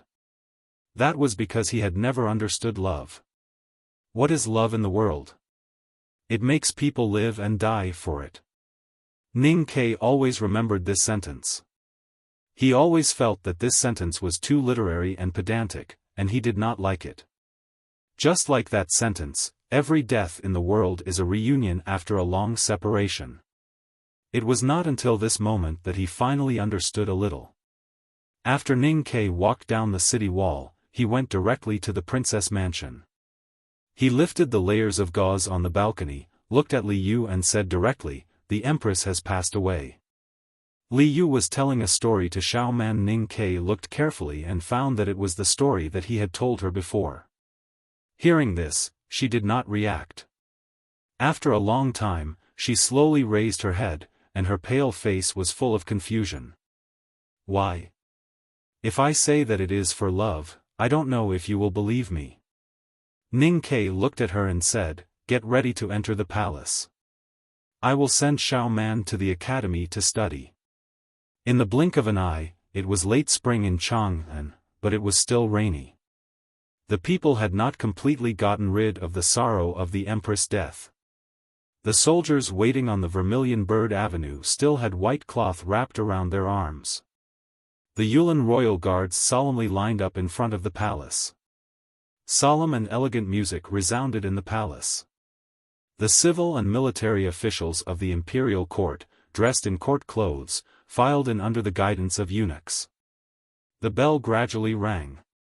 On this day, the new emperor of the Tang Empire officially ascended the throne. There is one more chapter, the last plot of this volume. There should not be too many words. I continue to write. To be continued. If you like this work, please come to Chidian.com to vote for me. Your support is my greatest motivation.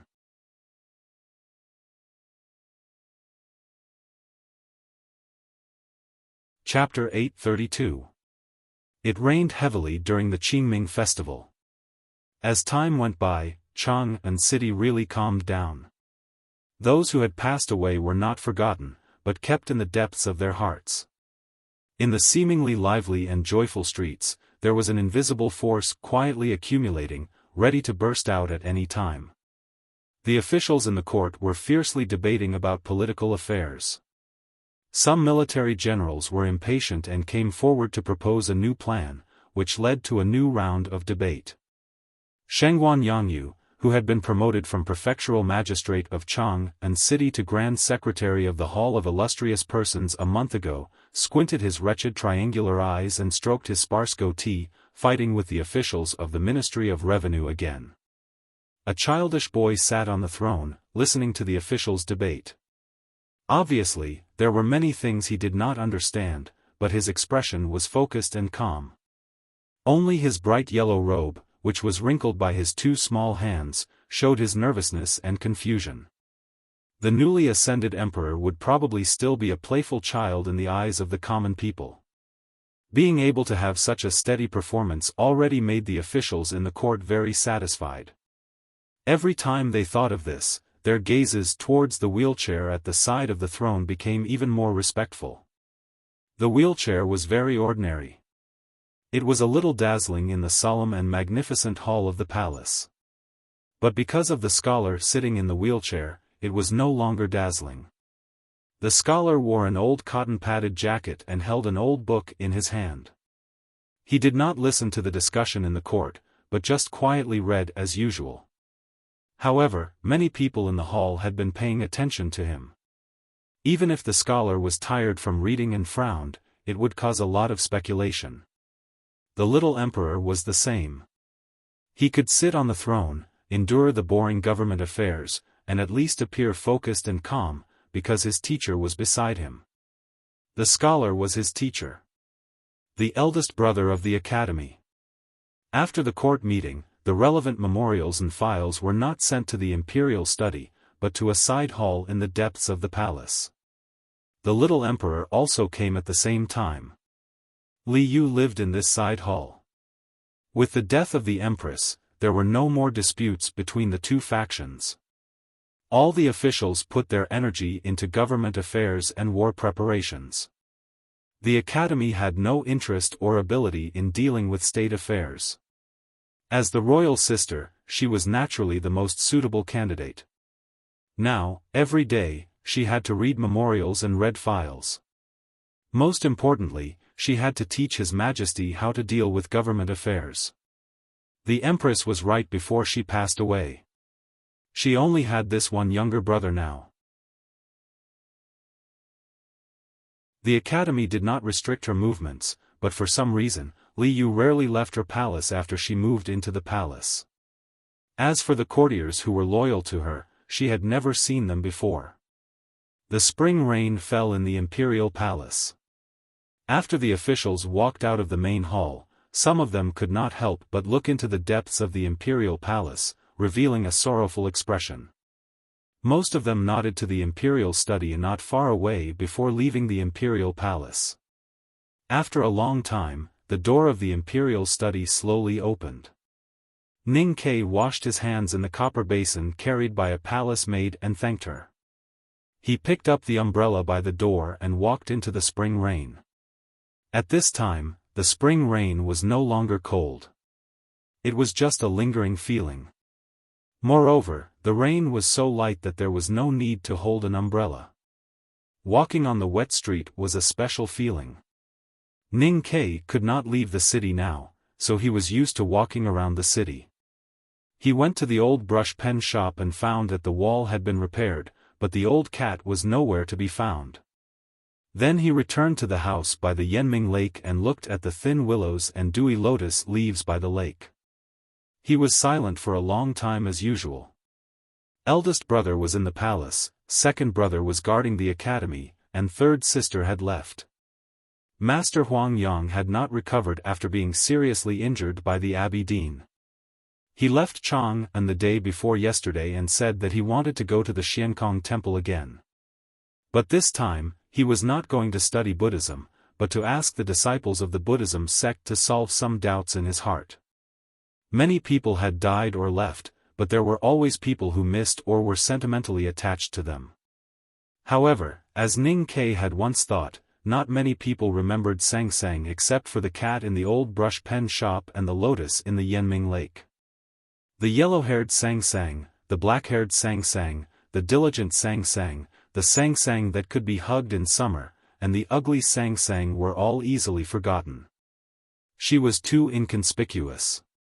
Whether she was the daughter of Yama, the successor of Light, or the incarnation of Haotian, she disappeared just like that. The maidservant brought a letter.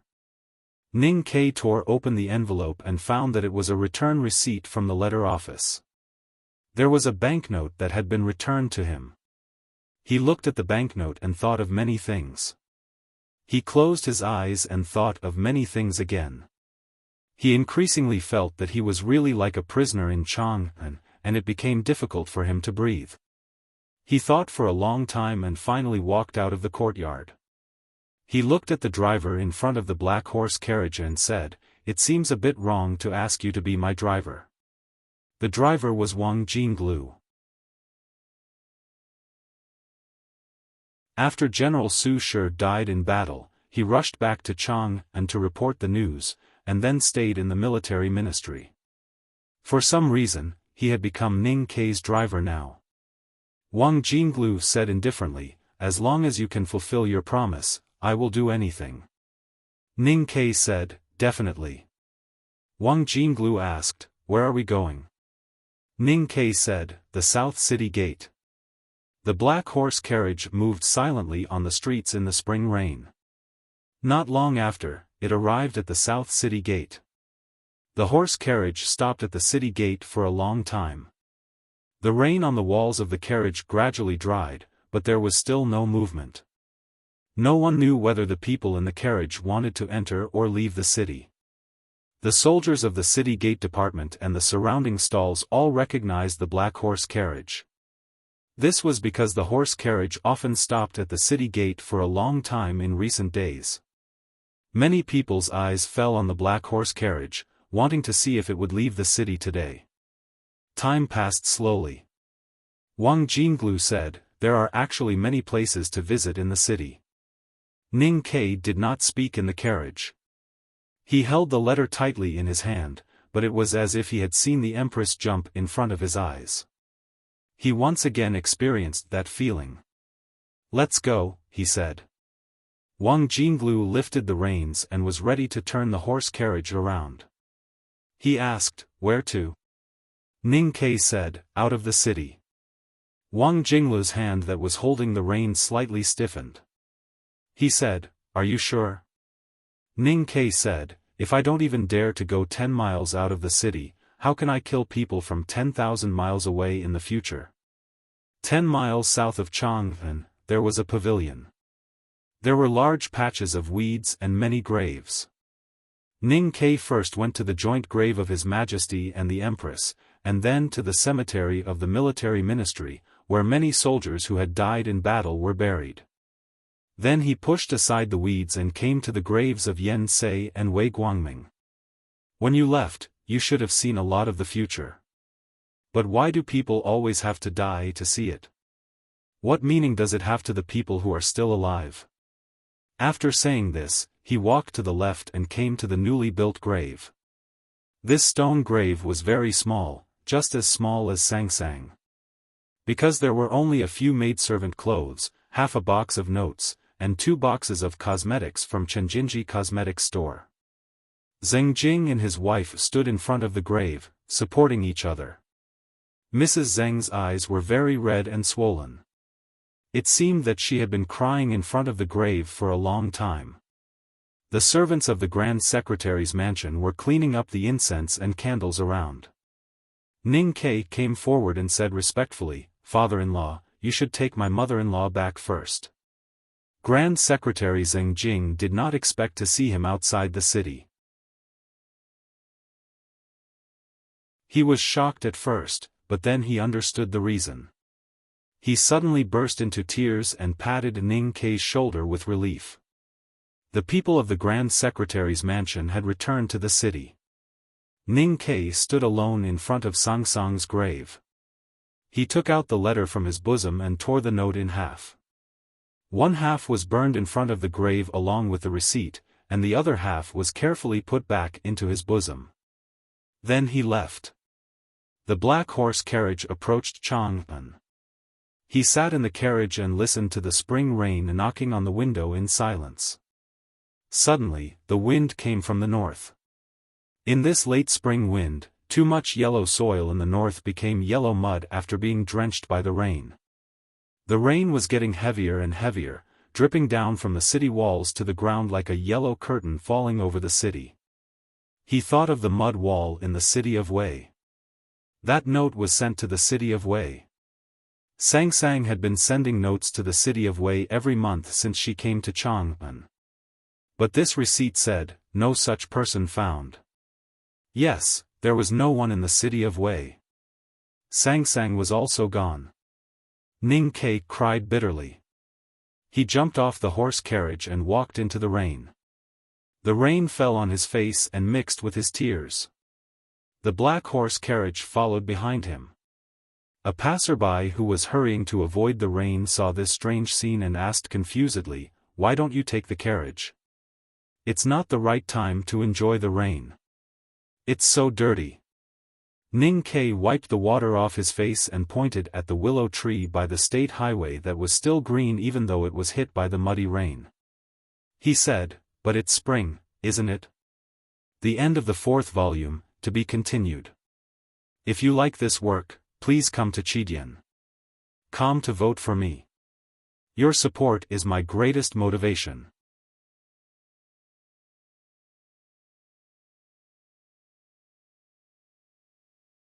Chapter 833. Jiang Yi had already written 4 volumes. The first volume was about the empire in the morning, the second was about the lake in winter, the third was about the troubled times, and the fourth was about the year of the curtain.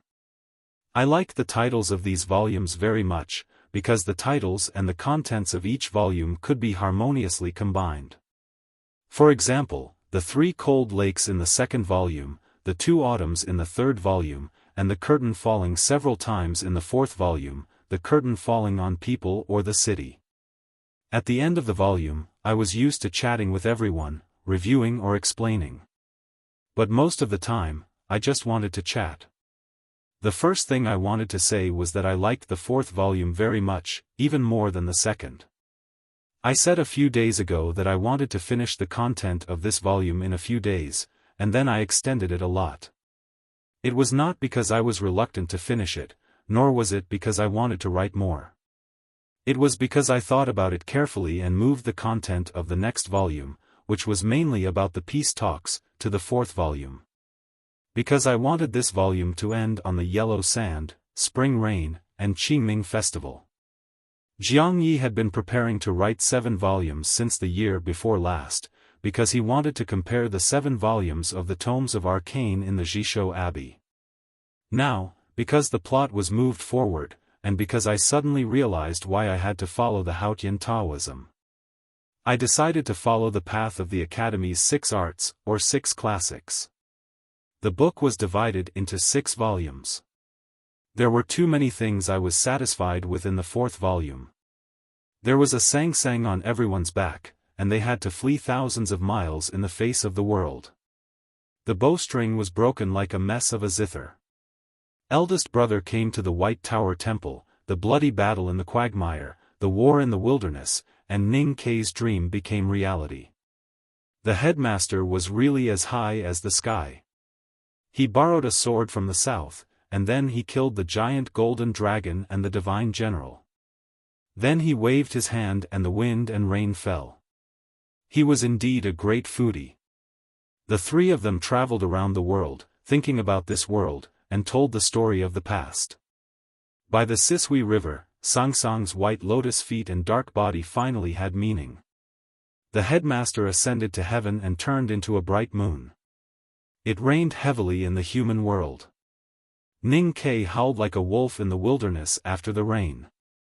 Then, the whole world attacked the Tang Empire, the moon rose from the verdant canyon, the eldest brother Wu Ju fought against the Abbey Dean, the cicadas for 23 years, the hierarch became an idiot, Ning Kei beheaded the emperor, and the millions of people in Chang and used their blades. Finally, the word appeared in the sky for the first time. I finished all the plots in 2 paragraphs. As I was writing, I was combing the images in my head, and I was even a little excited. It was the same for the 4 chapters yesterday. The Empress jumped off the city wall, which was decided at the beginning of the book. In this great romance story, there must be a couple of lovers doing this kind of old-fashioned, but sometimes very touching demonstration. In the Qing dynasty, there was also an empress who jumped off the city wall, but it was completely different. I had always liked the empress, but it was a pity that I didn't have enough foreshadowing because of the angle and the number of words. But there was no other way. If I really wrote those things thoroughly, people would definitely say that it was a joke. The drunkard conveyed the words to Ning Kei on behalf of someone. Every death in the world is a reunion after a long separation. This was seen from a Grand Master. Wang Jiaowei's words, every death in the world is a reunion after a long separation. It was indeed bitter. The reason why I wrote it this way was that I couldn't think of a better way to express it, and I thought it was more reasonable than the movie, because this sentence had a specific meaning in the story, instead of being purely emotional. As for what the truth of this sentence was, please refer to the 5th volume. As I said before, I liked all the titles, but I didn't know if I liked the 5th volume, because, until now, I hadn't figured out the title of the 5th volume. I was very anxious. The beginning of the last volume already made me anxious.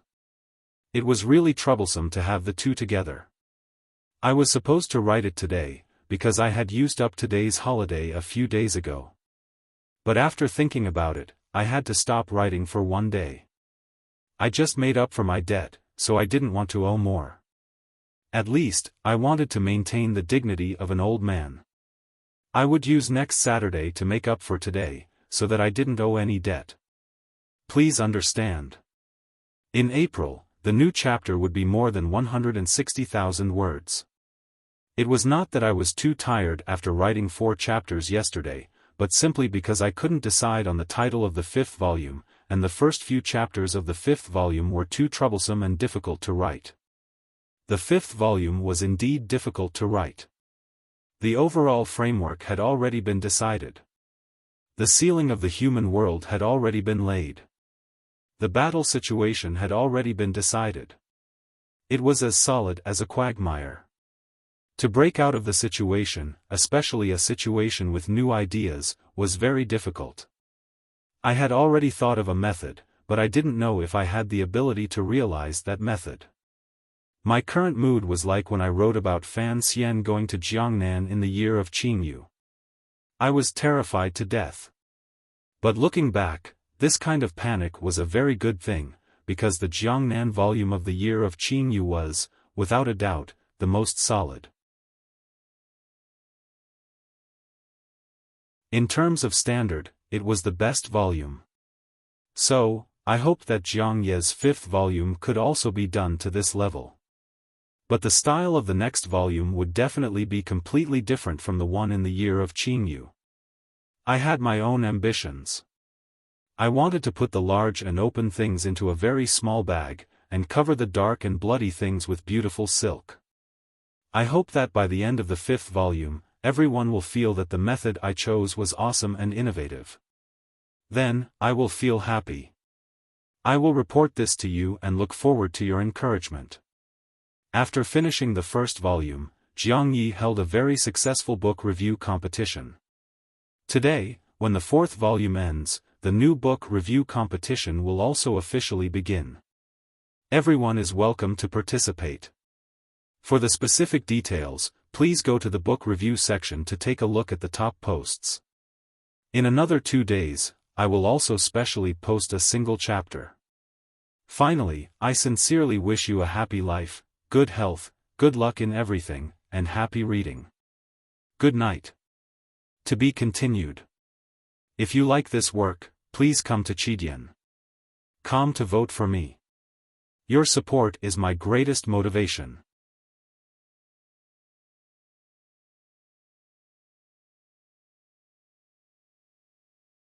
Chapter 834. The gate of the divine kingdom was destroyed. The vault of heaven shook, and then cracks appeared. Countless white stones, neither gold nor jade, burst out from the cracks, pierced the blue sky, and fell to the human world with a whistling sound. Tens of thousands of meteorites with fiery tails fell on the quiet ocean, setting off terrifying huge waves and scorching hot fog. Countless birds and fish died, and their bodies rose and fell with the waves. Among the meteorites all over the sky, there was a stone that was different from the others. It was an almost transparent crystal. It drew a bright arc in the vault of heaven, and fell to the cold snow sea in the far north. It was almost the everlasting night here. The dark night was like a curtain. Under the dim starlight, one could see a majestic and terrifying snow-capped peak. The snow-capped peak was very high, and its peak seemed to pierce the night sky. The crystal-like transparent stone flew from afar, and drew a bright line in the air, illuminating the dark night sky for a moment, and then crashed into the snow-capped peak. With a boom, the thick snow that had accumulated for thousands of years fell down, revealing a piece of cliff stone. One could vaguely see a dark hole with a circumference of 10 feet, which might have penetrated deep into the belly of the mountain. The falling snow continued to fall, and it didn't take long for the hole to be filled up. The sound of the collision dispersed to the high night sky, the ice sea and the Black Sea on both sides of the snow-capped peak, and the world became quiet again. Except for the sound of the frozen trees cracking, the world around the snow-capped peak was absolutely quiet.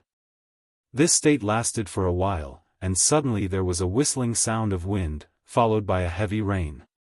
This was the northernmost part of the world, the coldest and the darkest place. It had never rained for tens of thousands of years, but this rain lasted for several months, as if it would never stop. The heavy rain kept falling, and the snow on the surface of the hot sea was beaten into countless black holes, which looked like the exits of an ant's nest. The Black Sea on the other side of the mountain was also shaken by the heavy rain, and the ink-like seawater was covered with tiny bubbles of various shapes, which looked a little disgusting, but also like there were many schools of fish in it. At the same time, the snow on the snow-capped peak was constantly washed away, and the original color of the mountain was gradually revealed. It was a deep black, mottled with the remaining ice and snow. The heavy rain, which had lasted for several months, suddenly stopped at a certain moment. It was very sudden, just like the moment when the sky began to rain. The world around the snow-capped peak became quiet again. Suddenly, a hurricane came from the night sky and blew away the dark clouds, revealing the starry sky and the new moon. The quiet Black Sea was blown by the hurricane, and the snow on the surface of the hot sea was blown away by the white smoke. The traces left by the rainstorm were instantly wiped away. The silence after the wind stopped was suddenly broken by a voice. It was as if someone had pushed open a door between heaven and earth. That door had not been opened for tens of thousands of years and had long been rusted. That was why the creaking sound was so heavy. The sound became louder and louder, echoing between heaven and earth. The world of ice and snow seemed very uneasy. The surface of the hot sea cracked open, and some peony fishes jumped out from the depths of the sea. They were instantly frozen into transparent jade fish by the severe cold. Another dozen black crows flew over from the south, cawing and perched on the frost-covered branches. The black crows looked at the snow-capped peak, where the sound came from. This snow-capped peak was the farthest, coldest and highest peak in the world. It was modeled by the rainstorm a few days ago, and now it looked like a rusty iron stick standing between heaven and earth. A dark stone edge appeared in the middle of the snow-capped peak, and it was spreading and expanding at a speed visible to the naked eye. The heavy rocks of the mountain were deformed and torn by friction, constantly making ear-piercing sounds. The horrible creaking sound was not the sound of the rusty door being pushed open, but the rusty iron stick about to break. As time went by, the sound of the cliff breaking became more and more clear, and the black stone crack became bigger and bigger. The upper half of the snow-capped peak fell backward faster and faster. Finally, one day, the snow-capped peak broke in the middle, and the upper half of the mountain fell into the Black Sea behind the mountain with deafening sounds of friction and collision. Heaven and earth shook, and huge waves dozens of feet high were set off in the Black Sea. The shells and sand that had sunk to the bottom of the sea for tens of thousands of years were shaken out of the sea, scattered everywhere, and then swept away by the huge waves. More than 10 days later, the tide suddenly rose on the coast of the great river kingdom. The fishermen were very surprised. They could not understand why there were waves when the sky was clear and there was only a gentle breeze. No one knew that these waves came from the farthest Black Sea. The Black Sea and the remaining half of the snow-capped peak had brought many shocks and doubts to the human world. At this time, the snow-capped peak had become quiet again, and the bright moonlight and starlight quietly shone on the broken section of the snow-capped peak. The broken section of the snow-capped peak was not smooth, and it looked like the broken stubble of a willow tree that had been forcibly broken. Sharp rocks protruded from the black cliff, like a dangerous stone forest. There was a white spot among the black cliff rocks. It was a naked woman. Her skin was as white as fresh snow. No matter the warm moonlight or the cold starlight fell on her body, it did not leave any color, only pure whiteness. Her eyes were closed, as if she was sleeping. Her slender and slightly curled eyelashes did not tremble at all. Her appearance was ordinary, or it could be said that there was no special feature, and there was a childish feeling between her eyebrows. Compared with the ordinary appearance, her body was very special, her skin was as smooth as satin, and there was not even the slightest scar. Her body was very plump, and under the moonlight and starlight, it had a jade-like texture. Among the black cliff rocks, it was like a snow-white steamed bun on a black porcelain plate. Her eyelashes fluttered, and she opened her eyes to wake up. She got up and looked around. She was very tall when she stood up, even taller than ordinary men. There was no impurity or emotion in her eyes, only the purest black and white. She noticed that the starlight between the cliffs was a little bright. She looked up and saw the bright moon in the night sky. This was the scene she had seen in her dream many years ago, and it was also the scene she hated the most. Therefore, she frowned slightly, and there was a trace of intelligence in her. She finally had the breath of life. The snow-capped peak was the highest place in the world. Even though a small part of it was broken, the cliff was still the closest to the night sky, which meant that it was the closest to the bright moon. She did not like the bright moon, so she decided to leave. There were many sharp rocks on the surface of the cliff. Even the most powerful cultivators in the world would find it troublesome to walk among them. However, she did not care at all. She walked casually, and when her bare feet stepped on the ground, a pure white lotus would appear under her feet, supporting her plump but seemingly weightless body. Between the black cliff and the snow-capped peak, white lotus flowers bloomed and lined up, forming a straight mountain path that led directly to the bottom of the snow-capped peak. She stepped on the lotus flowers, and her skin rippled. More than 10 black crows flew to the bottom of the snow-capped peak to welcome her return, or rather, arrival. In their beaks, they held exotic wildflowers and green grass, flying around her non-stop. The black crows sprinkled the wildflowers and green grass in their beaks on her naked body, and then they cawed and flew to the sky hundreds of feet high. She had an extra blue dress embroidered with flowers on it. Looking at the clothes on her, she felt that something was hard to understand. She loosened her clothes and loosened the belt on her waist, but found it was still a little tight. She could not help but frown slightly. She walked to the snow on the surface of the hot sea, and looked at the dozens of peony fish that had been frozen into jade. Something seemed to occur to her. After a moment of silence, she walked to the south. The white lotus grew on the soles of her feet. At the very beginning, she had walked 1,000 miles. In the next 2 hours, she had walked 300 miles. Then it took her a day to walk to the edge of the snowland. She found that she was moving slower and slower, and the aura in her body was getting more and more turbid. She frowned more and more tightly, and her transparent eyes were filled with some coldness and anger. She was not used to this filthy world, and she was not used to such a slow speed. What she was most unaccustomed to, and did not understand, was why her body was so plump. Although she walked slowly, she was not tired, so she finally walked to the wilderness. She saw the wilderness after the rain, the yellowish autumn grass, and the few tents that emitted a rotten smell. This was a small tribe of the Golden Tribe royal court.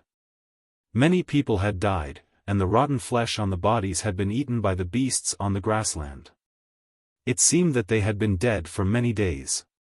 She casually glanced at the tents and saw everything clearly. The killer used a heavy iron saber, and was used to cutting people's throats. She frowned again, because she remembered the iron saber. She also remembered that the killer liked to cut people's throats with the iron saber, because he said that it was the easiest and the most reliable way. She was silent for a short while, and then stopped thinking about it. As long as she killed the killer and erased the history of the human world, those memories would naturally disappear. She felt a little hungry, so she found more than 12 bags of horse milk wine in the tent. She stood among the bones and drank all the wine. In her eyes, there was no difference between humans and grass, so there was no difference between these bones and her grass-woven clothes. Naturally, she would not have such a low-level physiological reaction as disgust. Moreover, she was a good drinker, and liked drinking. She drank more than 12 bags of horse milk wine in a short while, and her expression did not change at all. But when she looked at her plump body, she showed a look of disgust again. At this moment, there was a hurried sound of hooves and whistles outside the tent. It sounded a little messy. She listened quietly for a while, and then walked out of the tent. More than 12 cavalrymen of the Golden Palace galloped to her. Judging from their equipment, they should be the vanguard of the army. The cavalrymen smelled the rotten smell in the tent, and their expressions suddenly changed. They pulled out the machetes from their waists, pointed at her, and shouted at her. But she did not know what they were saying. This was the first group of people she saw in the human world, so she decided to forgive them for their disrespect. She would not let the anger of the divine punishment fall on them, but let them die directly. She walked to the cavalryman, without any emotion on her face. Volume 5, title, Stroke of Genius. It took me half a night to come up with this, and I am very satisfied. The more I read, the more I like it. It is so appropriate to the content of this volume. What a stroke of genius. There are still 3 hours before midnight, and I am only 200 votes away from the top 4, and 400 votes away from the top 3. Students, such an interesting thing can be done. I am going to write the second chapter, and the title of these chapters must be very interesting. Continue to ask for monthly votes, and next month's monthly votes. To be continued.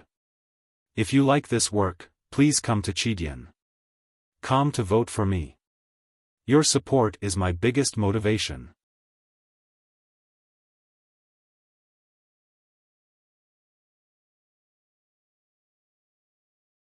Chapter 835. Looking at the girl in cyan walking towards them, the cavalrymen of the Golden Palace had mixed feelings. Some were confused, some were shocked, and some were vigilant. They could not understand why she was not afraid of their sharp machetes and why she could be so calm, as if she had seen nothing.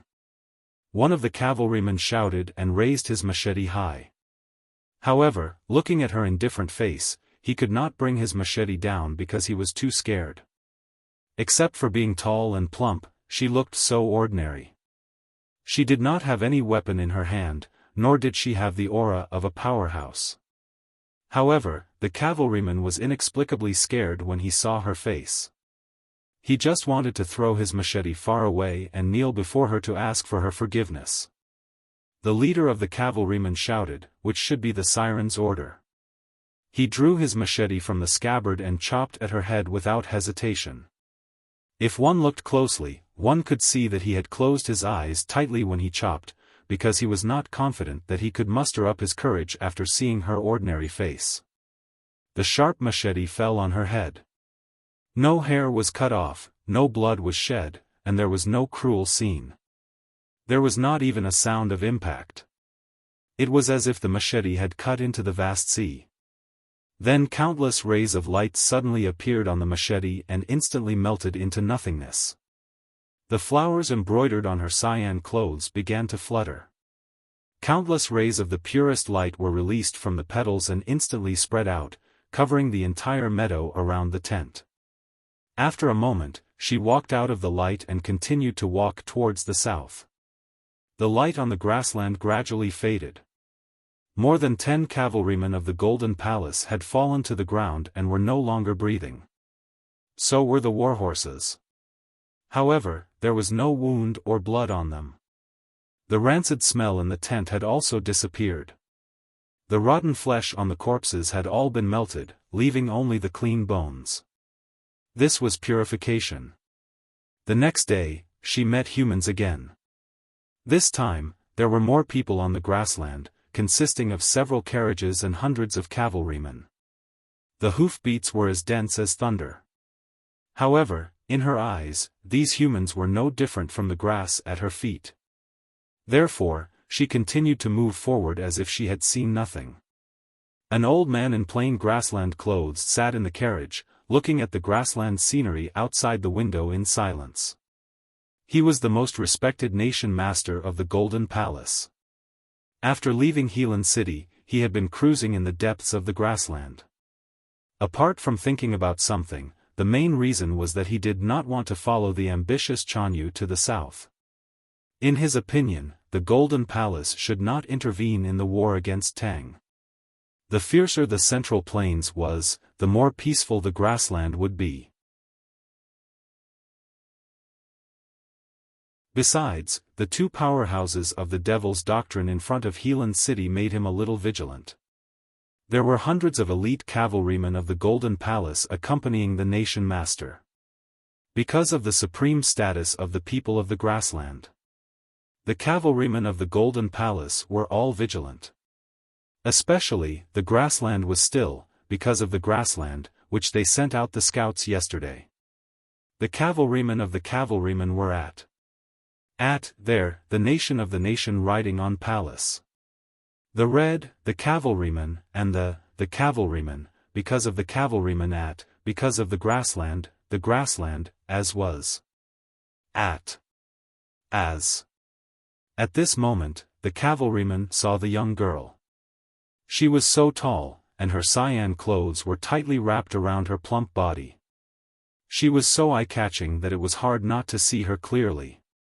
Just like the cavalryman who died yesterday, everyone who saw her ordinary face was inexplicably terrified. Their hands holding the hilt of their swords began to tremble. They were the most elite cavalrymen of the Golden Palace, and the nation master was even more powerful. There were also 2 high priests in the team. If such a terrifying team could directly destroy the small countries in the south, even the Tang Empire and the West Hill Divine Palace would not dare to underestimate them. However, seeing the young girl walking slowly, they felt fear. This fear confused them, but also made them even more terrified. The nation master looked at the young girl in the meadow. Suddenly, the wrinkles on his face deepened, and his eye sockets deepened. Gradually, a shocked expression appeared on his face, as if he had seen an existence that did not belong to the human world. The cavalrymen did not understand why they would be inexplicably terrified when they saw the young girl's ordinary face. That was because they were ordinary people, but the nation master was not. Her face was indeed very ordinary, extremely ordinary. If she walked into the crowd, no one would be able to find her. No one could even remember what she looked like. Her eyebrows were the most common eyebrows among millions of people. Her eyes were the most common eyes among millions of people. Her nose was the most common nose among millions of people.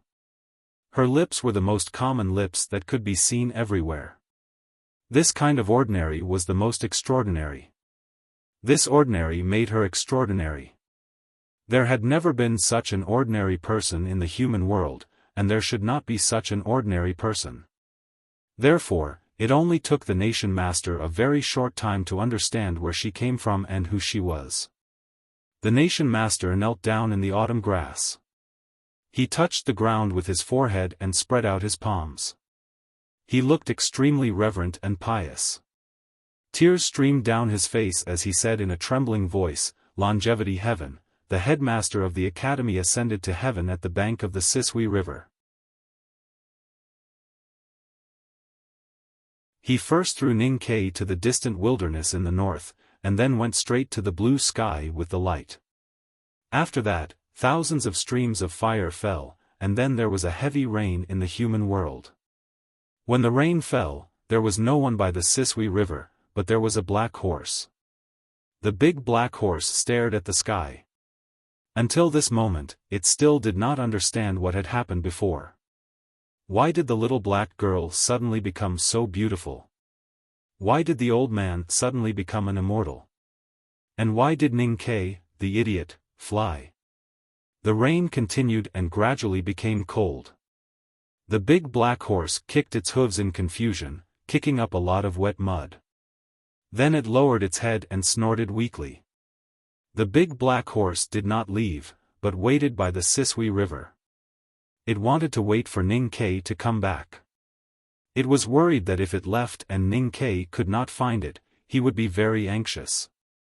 Of course, the most important reason was that if Ning Kai did not come back, the carriage made of stainless steel was too heavy for it to drag back to Chang'an. Well, if Ning Kai really came back, it was willing to drag the carriage back to Chang'an, even if it was a little hard, as long as that guy really came back. The rain did not stop. The big black horse waited in the rain by the Sisui River for a day and a night. Its wild mane was soaked like a rag and hung on its neck, looking very miserable and pitiful. It was very dissatisfied with the willow trees planted by the Sisui River. The willow trees were not dense enough to shelter it from the rain. It was very jealous of the carriage, which was not afraid of the cold and was washed so clean by the heavy rain. The big black horse waited for another 3 days. When it was thirsty, it drank some rainwater. When it was hungry, it found some grass by the river and chewed casually. A passerby wanted to take it away, but it pushed him into the Sisui River. The county government received the report and sent a runner to take it away. The runner was sprayed with saliva and then kicked out 3 times in the air. But Ning Kai did not come back. The little black girl did not come back, and the old man did not come back either. Its mane had absorbed the rainwater and became wet and heavy, pressing its usually proud head lower and lower, as if its strong neck could no longer bear the weight. In the early morning of the 5th day, there was a little light in the sky through the heavy rain. The big black horse raised its head and neighed angrily at the blue sky and the Sisui River. It dragged the heavy carriage and began its journey. It did not intend to go back to Chang'an or the academy, because those guys did not come back. And it had faintly sensed that those guys probably would not come back. The big black horse decided to go to the wilderness. It still remembered that when it crossed the quagmire, it had met a senior from the academy there. The senior did not pull the carriage, but only rode it. He lived a very free and casual life and had thousands of subordinates. So it decided to rely on that senior. Without Ning Ke to activate the talisman array, the carriage made of fine steel was unimaginably heavy. Only the big black horse could pull it. But the long journey from the Sisui River to the wilderness would be a long one. As long as it could find that senior, it would be the second master of the wilderness. During the difficult journey, the big black horse comforted and encouraged itself with a bright future. It gritted its teeth, lowered its head and walked desperately in the storm. It actually made it from the Sisui River to the wilderness. The heavy rain finally stopped. The big black horse was covered with mud and lost a lot of weight. It looked very haggard, but its eyes were extremely bright and energetic when it looked at the fertile grassland in front of it. The wind mixed with the fragrance of broken grass brushed its nose. It took a deep breath and looked very intoxicated. It thought to itself, "Is this the so-called taste of freedom?" Suddenly, it looked back at the heavy black carriage and felt that it was really a fool. Since it was going to seek freedom and become the second master, why did it have to drag this damn heavy thing for thousands of miles? What if Ning Ke was still alive and found it in the future? The big black horse comforted itself and then continued to the swamp in the west of the wilderness. In fact, it thought so. The journey to seek freedom ended on an ordinary autumn day. On that day, a girl walked out from the depths of the grassland. The girl's appearance was ordinary, without any special features. She was wearing a cyan dress embroidered with beautiful flowers. The big black horse wanted to convince itself that it did not know her. How could she be so fat and tall, and how could her breasts be so soft and big? But it knew that it was her. So it whistled twice, got rid of the carriage and turned to run. The big black horse had never run so fast in its life. Even when it chased the snow-white mare in the wilderness contest, it did not run so fast. It ran faster than Ning Ke's arrow. The wind whistled past, and the big black horse was very scared. Then it fell heavily in the autumn grass and dust flew everywhere. She was sitting on the back of the big black horse. The big black horse was very scared. The little black skinny girl had really become a big white fat girl. Was there any justice in this world? I like these 2 chapters very much. They are the first 2 chapters that I feel most comfortable writing in all the 5 volumes. There is still half an hour left, only 100 votes away from the top 4. Clap, everyone. Thank you. To be continued. If you like this work, please come to Chidian.com to vote for me. Your support is my biggest motivation.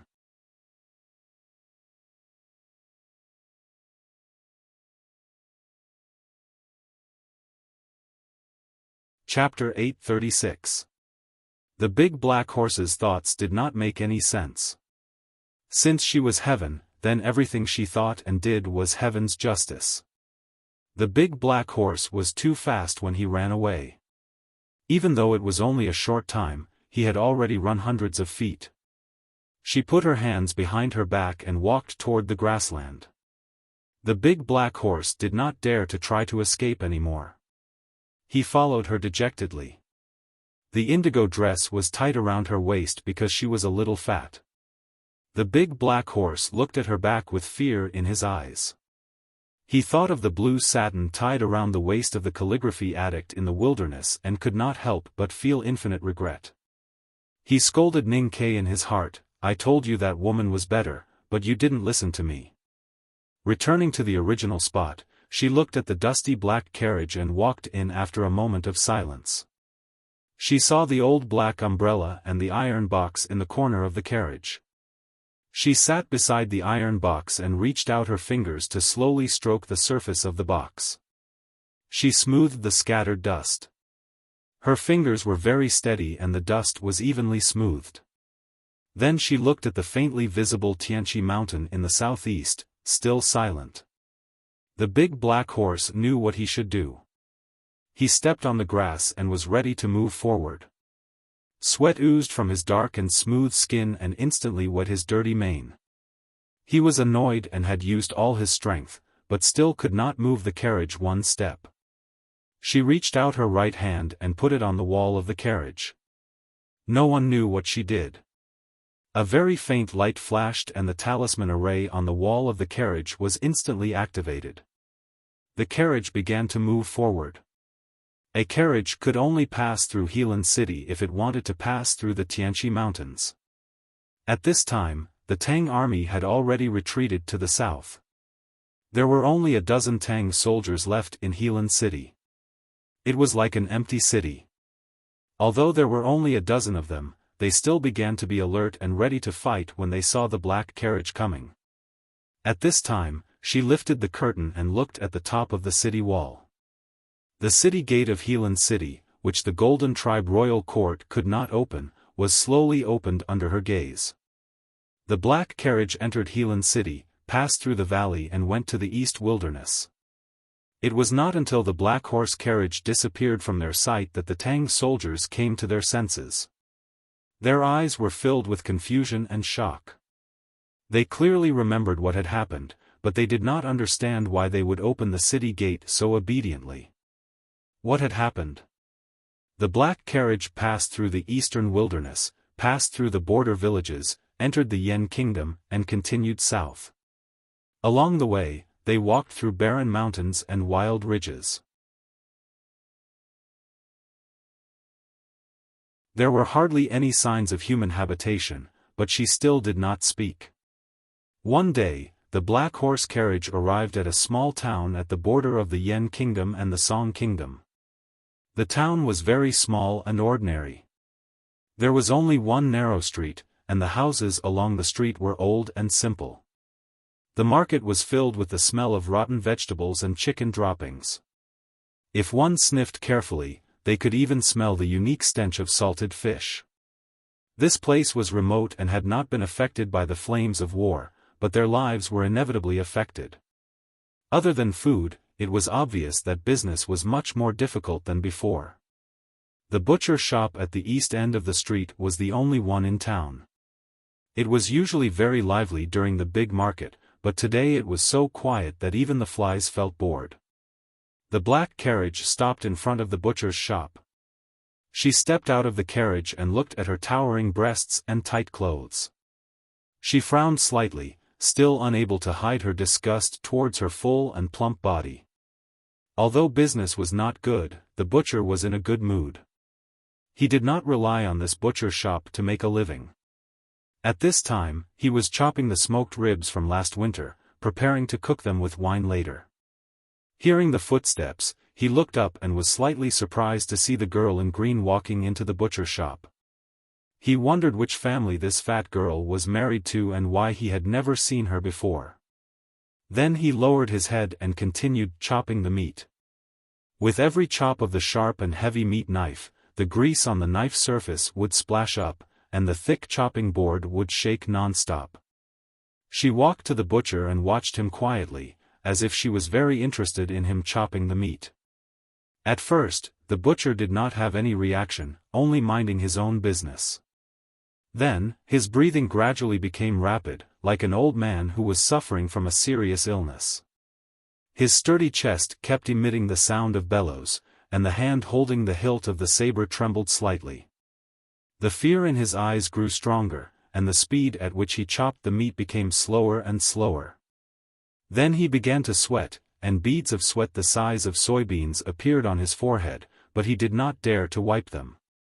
He could only let the sweat fall into the pile of ribs, and then be chopped into countless pieces by the meat knife, difficult to separate.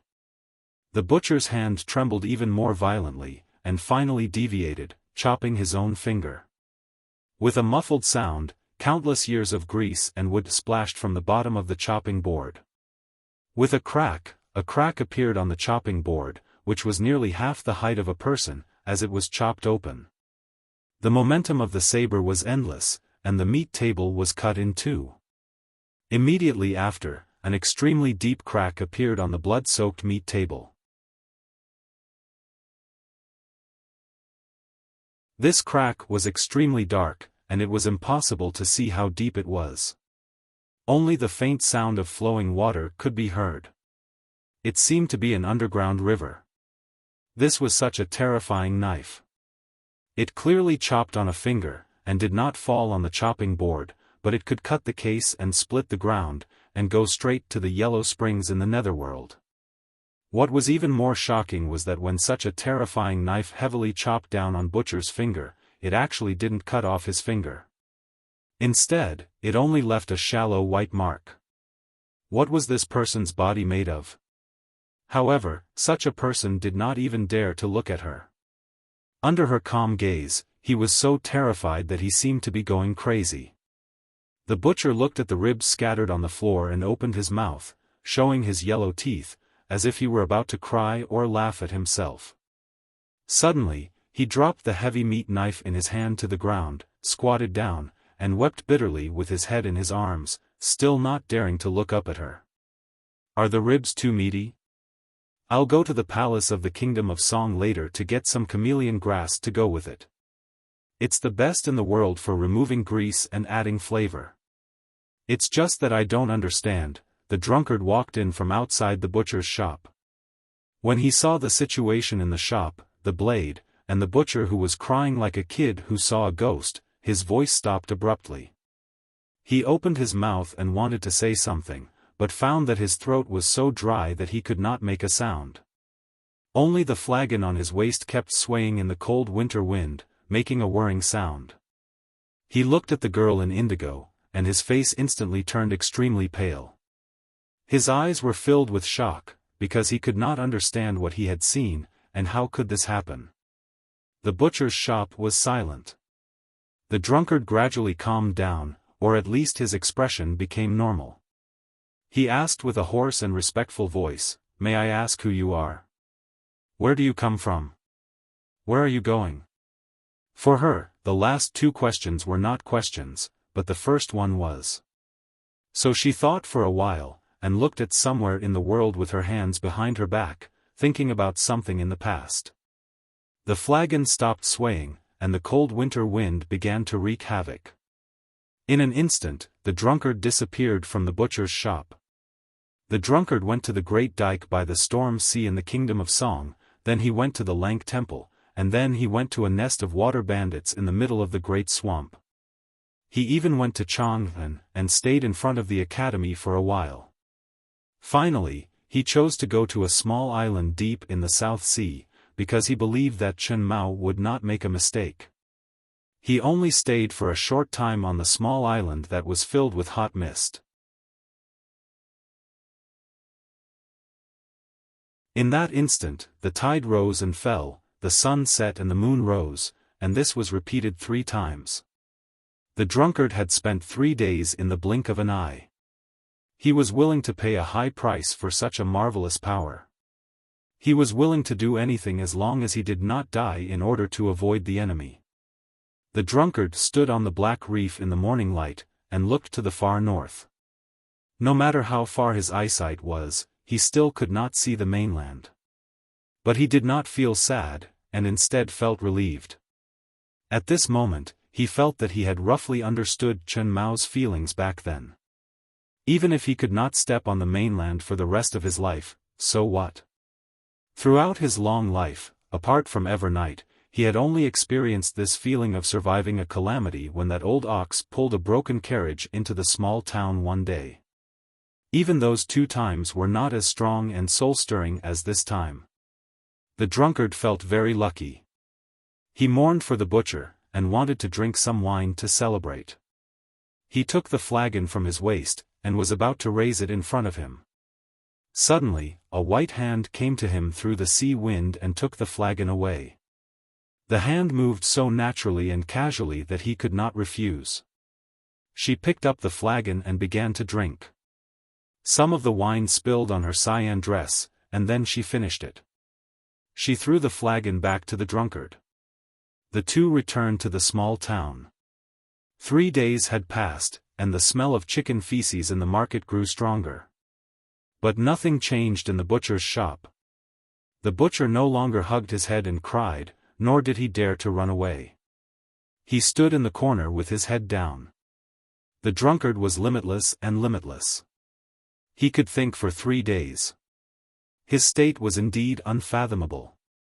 It could even be said that he had understood the most advanced rules of time and space in the world of Haotian. However, she was Haotian, and this was her world. She was the rule. No matter how much the drunkard and the butcher understood, they were still within the rules. How could they stay away from her? Good wine. She looked at the drunkard and said. It was the first time she spoke in the human world. Her voice was flat, and it was difficult to express her emotions. But it did not sound mechanical, but rather ethereal, transparent and empty. She only said 2 words, but it sounded like countless syllables at the same time. It was so complicated that it was like the most beautiful music, or more like all the sounds of nature. Anyone who heard this voice would feel awe. The higher the state, the more they could feel the holiness in the voice, and the more they wanted to worship such a great existence. Even the drunkard and the butcher felt the same. I'm really not feeling well today. It's hard to write. This is the first chapter. Keep up the good work. Please vote more monthly, and try to finish the next chapter before 12:40. To be continued. If you like this work, please come to Chidian.com and vote for me. Your support is my biggest motivation.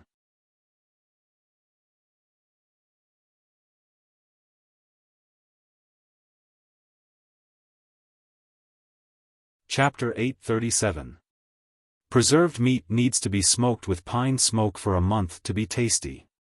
She looked at the butcher and said the second sentence in the human world.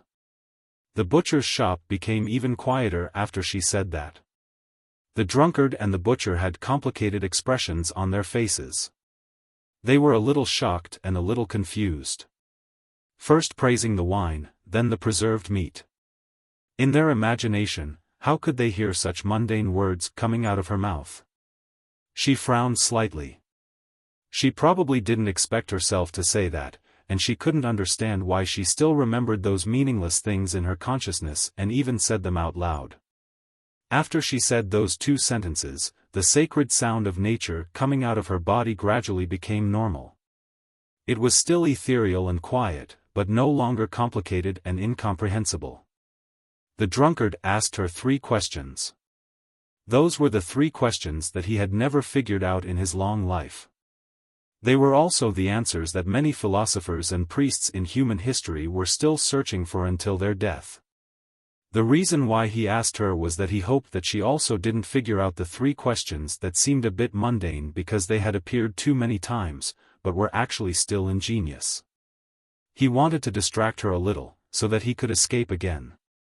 However, as he sighed in front of Chang'an, since Haotian had come to the human world, how could she not find him and the butcher? In fact, she never thought about why the drunkard asked those 3 questions. She had already found the answers to those questions. Or it could be said that those 3 questions were meaningless to her before, but now they were meaningful. That was why she looked into the distance thoughtfully with her hands behind her back.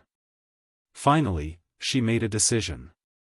Looking at the drunkard and the butcher, she said emotionlessly, if the first question refers to the name between us, you can call me Sang Sang.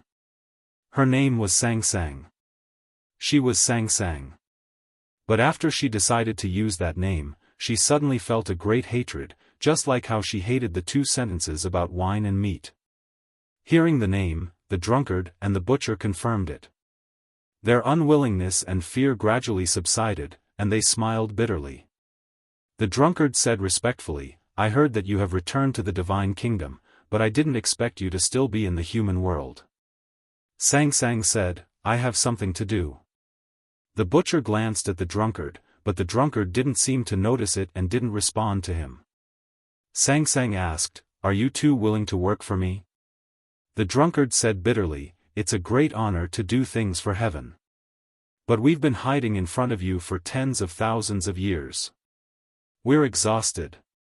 She looked at the furnishings of the butcher shop with her hands behind her back and said, "The two of you can be considered strange among ants. You can already fly very high, but you still want to live in such a shabby ant hole. How foolish." The drunkard said, "The divine kingdom of Haotian is your residence. We dare not disturb you." Sang Sang said, "I will grant you immortality." The drunkard and the butcher remained silent.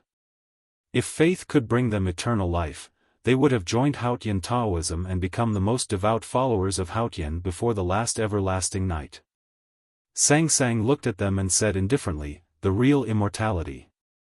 The drunkard and the butcher saw her eyes and could not leave. Her eyes were transparent and beautiful, without any impurities. There was real starlight in the deepest part of her eyes, and every starlight was an independent divine kingdom. Those divine kingdoms were formed by the fascinating origin of the world and had a kind of eternal beauty endowed by time. No matter how the world changed, it was still solemn. What shocked them most was that they saw the existence of self-consciousness in that divine kingdom. As the self-consciousness fluctuated, the perfect lines formed by rules changed into countless lights and shadows. The drunkard and the butcher gradually bent their knees and knelt in front of her. They had been hiding from Haotian for tens of thousands of years, but they were finally found by Haotian. They saw the divine kingdom that Haotian gave them and believed that it was real. What else could they ask for? Sang Sang walked out of the butcher shop, followed by the drunkard and the butcher humbly. She waved her hand, and the reins around the neck of the big black horse fell off like petals and separated from the carriage. She took out the big black umbrella from the carriage and held it in her hand. She turned around and looked at the drunkard, saying emotionlessly, "Tell him that every death in the world is a reunion after a long separation." After saying that, she led the big black horse and left the small town. The drunkard and the butcher stood at the door of the butcher shop and watched the person and the horse go away. They did not speak for a long time, because they were still in extreme shock and even doubted that what they saw today was fake. Haotian's arrival in the human world was not recorded in any religious classics or even in myths and legends. According to the description of Taoism, Haotian was the beginning of all things in the world. It was shapeless and could have countless shapes. It could be as big as the universe or as small as a grain of sand. It was omniscient and omnipotent. It was not so hard to imagine that it could turn into a white and fat girl and fall into the human world. However, the drunkard and the butcher still could not accept the reality, because they could not imagine that Haotian could have the shape of a human, and they could not imagine that they really had a conversation with Haotian. After a long time, the drunkard and the butcher recovered from the shock. The butcher looked at the heavy carriage and said, "It's a long journey to Chang'an, and the carriage is too heavy. Haotian did not allow me to help you, so I have to trouble you." The drunkard said, "I did not resist or hide, so there was no punishment. Although I did not dare to resist, I tried to escape. This is the punishment for the limitless state that I was most proud of. Who could reach the limitless state while carrying a carriage that was as heavy as a small mountain?" The butcher said after a moment of silence, "Go to the academy in Chang'an and check on Ning Quebec. Since Haotian valued him, there must be a reason. If it doesn't work, kill him." A white, fat and tall girl led a skinny black horse and walked in the woods, lakes and rivers in the human world. No one knew who she was, where she came from, or where she was going. She wore a blue dress with flowers. Because she was a little small, or because her body was much more voluptuous than the design, the dress was always tight, revealing her soft and elastic curves. She led the black horse to some places, including small towns, big cities, and rural villages. Some men occasionally looked at her body in a strange way, but she did not care. Some women looked at her and turned away in disgust, but she still did not care. No one cared about the comments of ants. When passing by a county in the kingdom of Song, she suddenly felt hungry and wanted a bowl of noodles. The feeling of hunger was not unfamiliar to her body, but to her, this feeling was still unfamiliar. Moreover, it was filled with a lowly biological nature, which made her feel very disgusted. More importantly, according to God's calculation, even if she was a little fat now and needed to eat more, she should not need to eat for at least half a year after drinking a dozen bags of horse milk wine in the wilderness and drinking thousands of barrels of wine in the drunkard's flagon in the small town. Then why was she hungry? She thought about this in silence, but did not notice that she had led the black horse to the front of a noodle shop. It was late winter, and the streets of the county were covered with a thin layer of snow, which was then trampled into black mud by pedestrians. She had not worn shoes since she came out of the broken peak. Her feet were as naked as lotuses, which were particularly eye-catching in the black water. There were 2 stoves behind the noodle shop, and the water in the pot was boiling, giving off a pleasant light smell of cooked noodles. The smell of coriander on the noodle shop was even stronger. Sang Sang stood in front of the noodle shop for a while, and decided to eat a bowl of noodles. No one paid attention to her, nor did the owner of the noodle shop receive her, as if no one noticed that her bare feet were stepping on the black snow mud, but she did not show any sign of being afraid of the cold.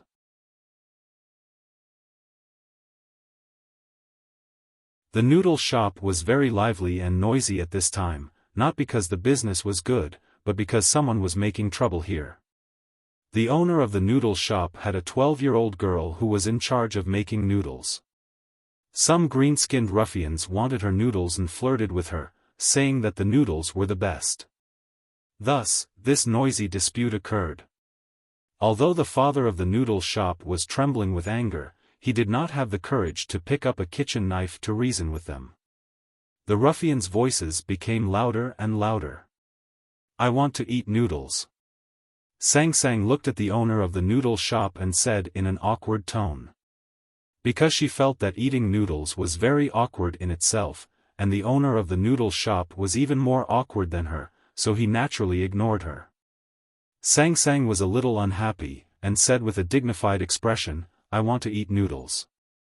Still no one paid attention to her, and the ruffians began to yell and smash the noodle shop. It was a mess. Pots and pans were thrown everywhere, and a full basin of coriander fell on the ground. Sang Sang looked down and saw the coriander mixed into the black snow mud. She felt a little pity, and then she began to hate her own reaction, because the feeling of pity was also very cheap. The smashing sound became louder and louder. The owner of the noodle shop was bleeding and sat on the ground, paralyzed. The little girl squatted beside her father and kept crying, and the ruffian seemed to have no intention of stopping. Sang Sang forgave the owner of the noodle shop for being disrespectful, and felt that the sesame seed cake across the street also seemed very fragrant. However, when she was about to leave, she heard the owner's painful prayer. "God, if you have eyes, why don't you take care of these bastards?" Sang Sang stopped and slightly lowered her head. The big black horse looked at her and vaguely felt that he was about to witness the most famous scene in the history of religion. He could not help but feel excited, and kept puffing white mist. The cursing and praying of the noodle shop owner continued, but Sang Sang's face showed no expression. She turned to look at the ruffians. The ruffians were smashing things, and one of them was holding a kitchen knife. He was waving it randomly, and he kept cursing and looking very excited. F***CKU, even Haotian can't save you today. This is the second chapter. It was really hard to write, so it was late. There is still the third chapter. I will continue to write and try to finish it earlier, but it may be difficult. Anyway, I will sleep after finishing. To be continued. If you like this work, please come to Chidian.com and vote for me. Your support is my biggest motivation.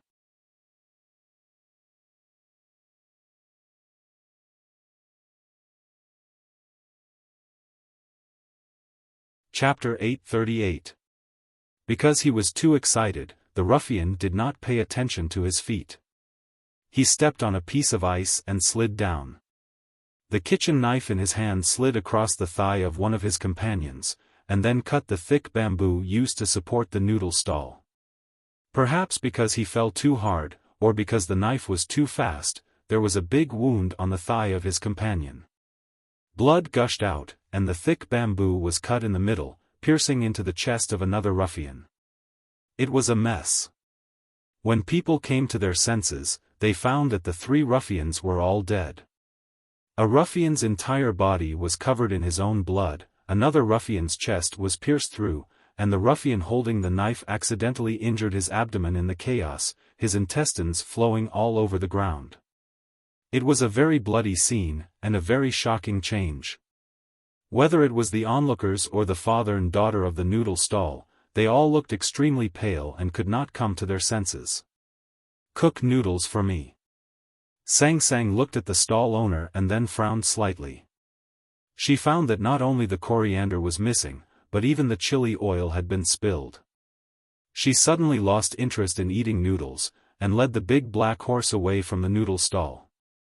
She walked to the man selling sesame seed cake across the street, and wanted to buy 2 pieces, but she did not know why she changed her mind. At this moment, she heard the discussion coming from the noodle stall. People praised heaven for having eyes, and said that they would testify for the father and daughter, and that it was a miracle of Haotian. Someone also mentioned the Taoist temple outside the county, and asked the father and daughter to go to the Taoist temple to fulfill their vows, saying that the Taoist knew there was a really kind person. Then a woman sighed, saying that good people did not have a good life, and that the Taoist knew was dying. Sang Sang led the big black horse out of the county, and found the Taoist temple that was not shabby, but obviously a little shabby. Her indifferent eyes looked through the courtyard wall, and saw the dying old Taoist. The old Taoist was very thin, and his body was covered with abscesses. A middle-aged Taoist who was going to take over the Taoist temple stood at the door with some disgust, and those who had received help from the Taoist temple in the past were serving him by the side, bearing the stench. She watched quietly for a while, and then turned to leave. Not long after she left, a strange fragrance suddenly appeared in the simple and crude Taoist temple. Then, golden flowers fell from the old beams and sprinkled on the old Taoist. The abscesses on the old Taoist's face shrunk at a speed visible to the naked eye, and then disappeared. His withered white hair suddenly became incomparably black. Not only did he recover from his illness, but he also looked 10 years younger.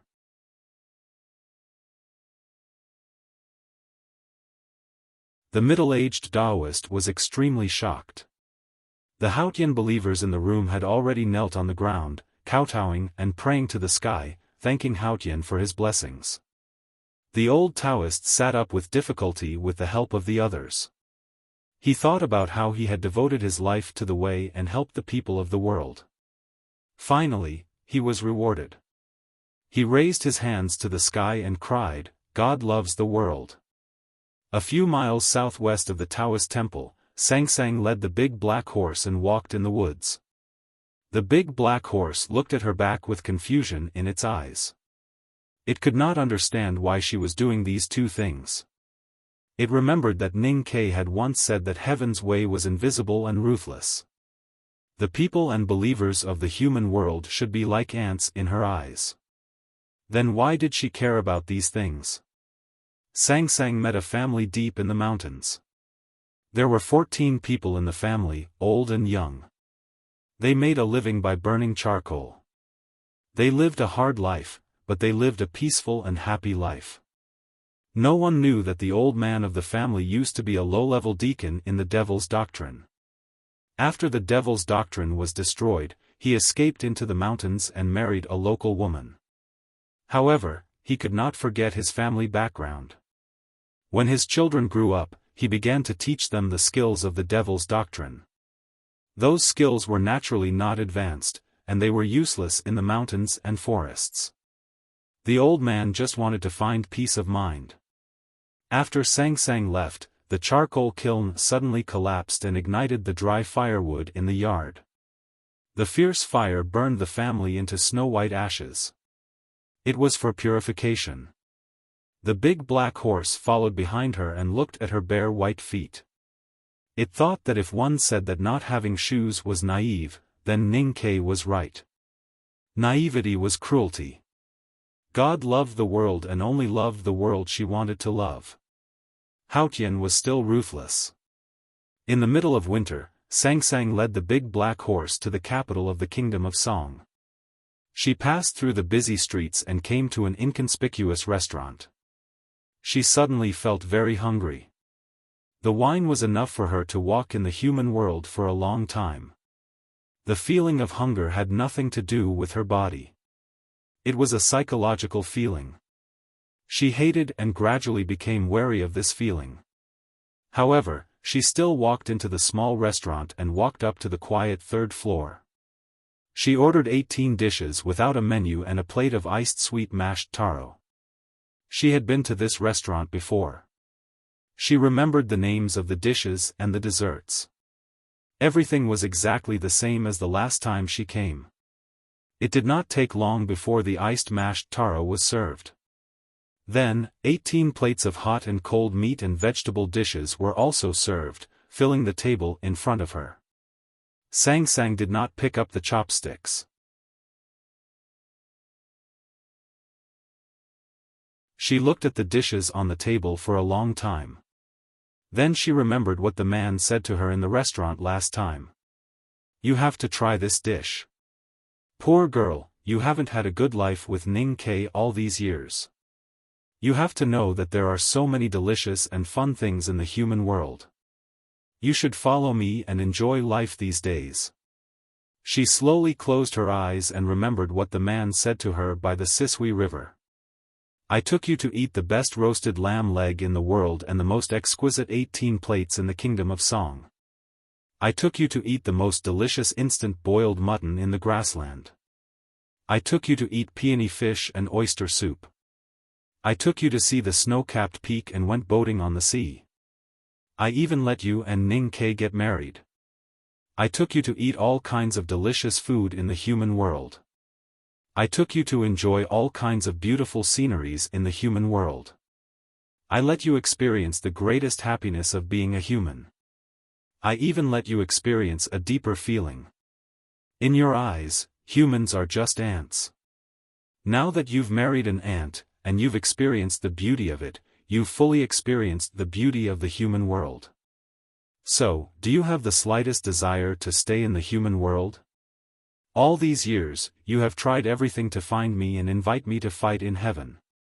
But have you ever thought that I also want to invite you to be a guest in the human world?" She opened her eyes. There was no emotion in her eyes. All of a sudden, a heavy snowstorm fell from the sky and covered the capital of the kingdom of Song. Screams and people running away came from the streets. The railings of the restaurants were instantly covered with snow. It was very cold. She was angry, so the snowstorm fell from the sky. She woke up in the broken peak. When she walked to the sea of snow, she took a look at the peony fish. At first, she walked 1,000 miles in one step, but then she began to slow down. The drunkard could not avoid her, not because she was fast enough, but because she was the rule. No matter what the drunkard did, they were all hers. The reason why she slowed down was that her aura began to become turbid and heavy as she walked. She walked in the human world and began to blend into it. She looked at her plump body and understood what was added to it. It was the human power that the man left in her body. It was the beauty of the human world that the man had brought her to experience. Those, low-level but stubborn auras. Looking at the 18 dishes on the table, she slowly picked up the chopsticks and began to eat. She ate very fast, even faster than the man. A moment later, all 18 dishes were in her stomach, and the iced mashed taro was also eaten up. The snow and the capital of the kingdom of Song stopped. She walked out of the restaurant and led the big black horse to the street. The street became lively again.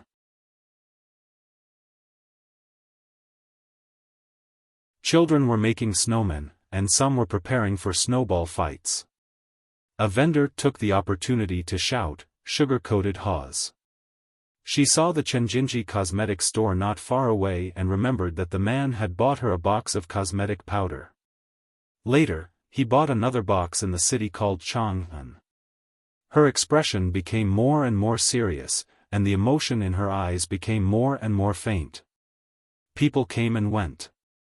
She stood in the middle of the street, holding the reins with her hands behind her back, proud and lonely. She did not look at the sky, because she was the sky. She looked at the human world. She could not go back, nor could she go forward. She did not allow herself to step into the human world again. This was the trap that the man set for her before he ascended to the sky, or the question he asked her. How to solve the trap? How to solve the problem? Even if she was omnipotent, she still needed time to solve such a big problem. Her expression became more and more indifferent, and her eyes were so faint that they seemed to be transparent.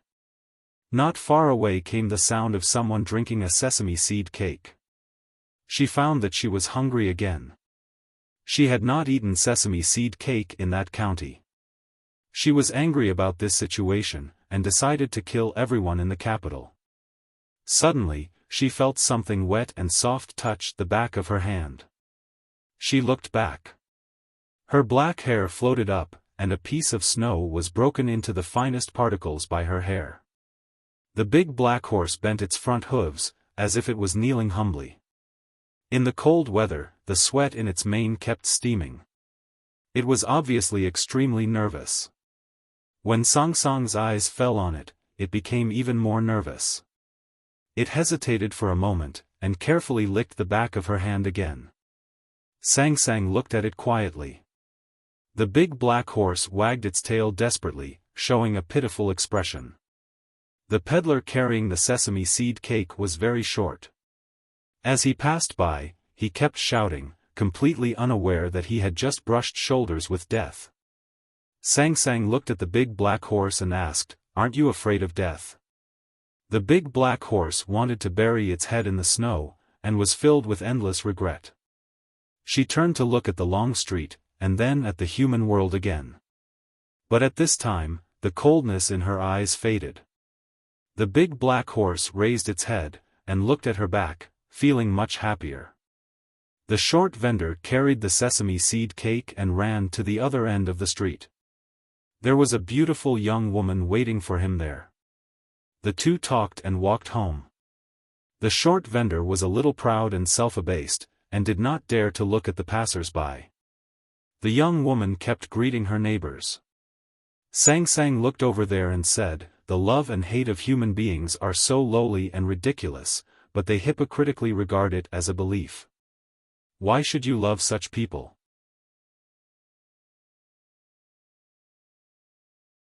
The big black horse lowered its head, not daring to object, but it did not agree with her. Done in 3 chapters. There is a separate chapter below. To be continued. If you like this work, please come to Chidian.com to vote for me. Your support is my greatest motivation.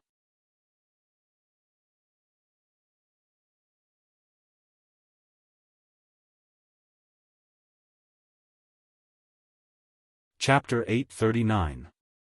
That woman was born beautiful, but she wasn't willing to be a servant or a concubine. She saved up money for many years, sold her personal jewelry to redeem herself, and then married this man who made sesame seed cakes. She even used her savings to buy a house on the street. After marriage, the man went out to sell sesame cakes every day, while she did needlework and housework at home. Although they lived a hard life, it was still peaceful. They shared joys and sorrows and never left each other. Thinking of these things at night, the woman admired herself. Sang Sang knew what the big black horse was thinking. She looked at the couple on the street and said. The big black horse swayed his ponytail and thought, "Isn't this a wonderful thing?" She continued, "Humans are always greedy, there will always be times when their desires are not satisfied, they will always want more from this world, thinking that they deserve more. One day, the woman will despise her man for being short and boring, so she will start to mock and ridicule him. The man will feel guilty, so he won't dare to retort. Instead, he will become even more humble, and in the eyes of the woman, he will become even more boring. Her heart will become somewhat irritated and unhappy, and one day, when she closes the curtains, the pole in her hand will fall onto the street, hitting a handsome and rich young master. When the young master sees the flesh under her skirt, his heart will begin to itch, and the woman will also begin to itch, itching to the same place. In the future, when the adultery is discovered, the woman will be ashamed, afraid, and ashamed, and will naturally have evil intentions in her heart. How would she remember the solemn vows of eternal love, the peaceful times, and only think of using all means possible to kill the short man selling sesame seed cakes, so that she can happily spend time with her lover? The wind and snow had stopped and the snow on the eaves of the houses began to melt. As the sun moved to the west, the temperature dropped and the water dripping from the eaves was frozen into icicles. Her words were like the icicles. They seemed transparent and emotionless, but in fact, they were extremely cold. They tore apart the beautiful code of life and revealed the cruelty under the hypocrisy.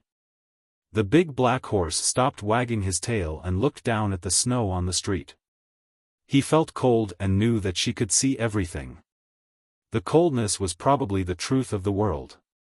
Sang Sang put her hands behind her back and held the reins. She walked to the street. When she passed by a house, she was suddenly called. The short man who sold sesame cakes, with a cloth bag in his hand, looked at her and hesitated. He wanted to say something, but he was too nervous to say anything for a long time. Sang Sang glanced at him expressionlessly and prepared to leave.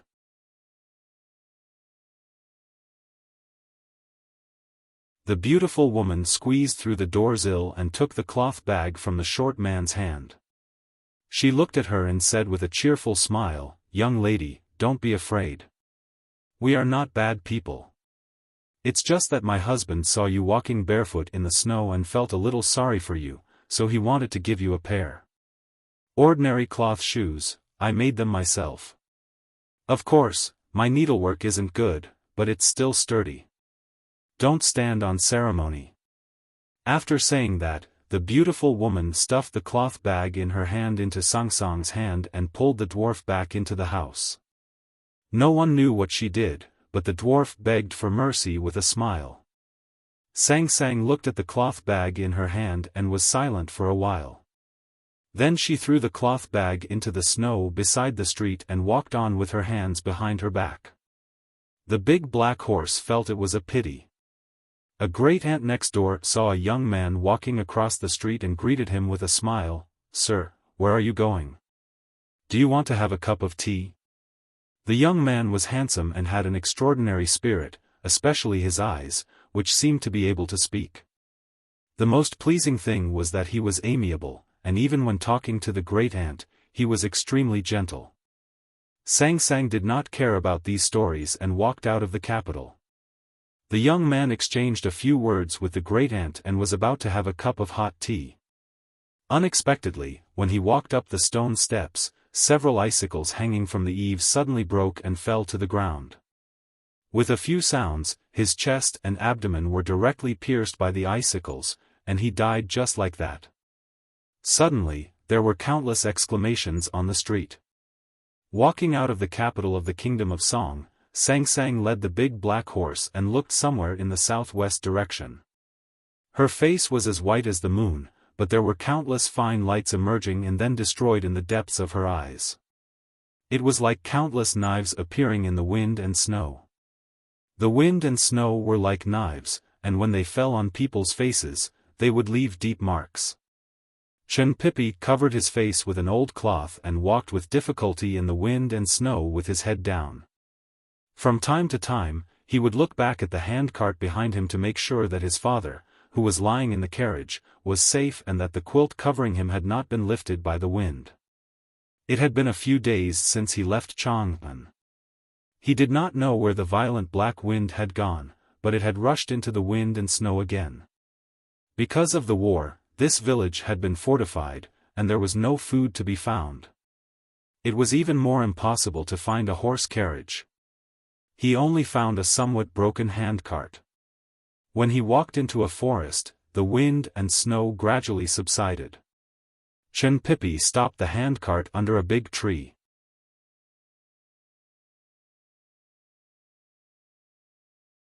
He did not stop to rest, but dug a stove and began to cook porridge and medicine. When the medicine was ready, he walked to the side of the carriage, lifted the leather mattress off his father's face, and began to feed him medicine.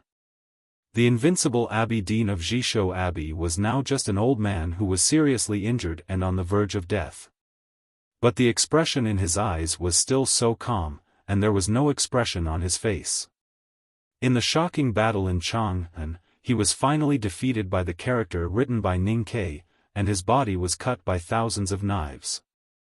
The most terrifying thing was that the knife intent was mixed with the aura of the human world, like dirty ink, and mixed into his wounds.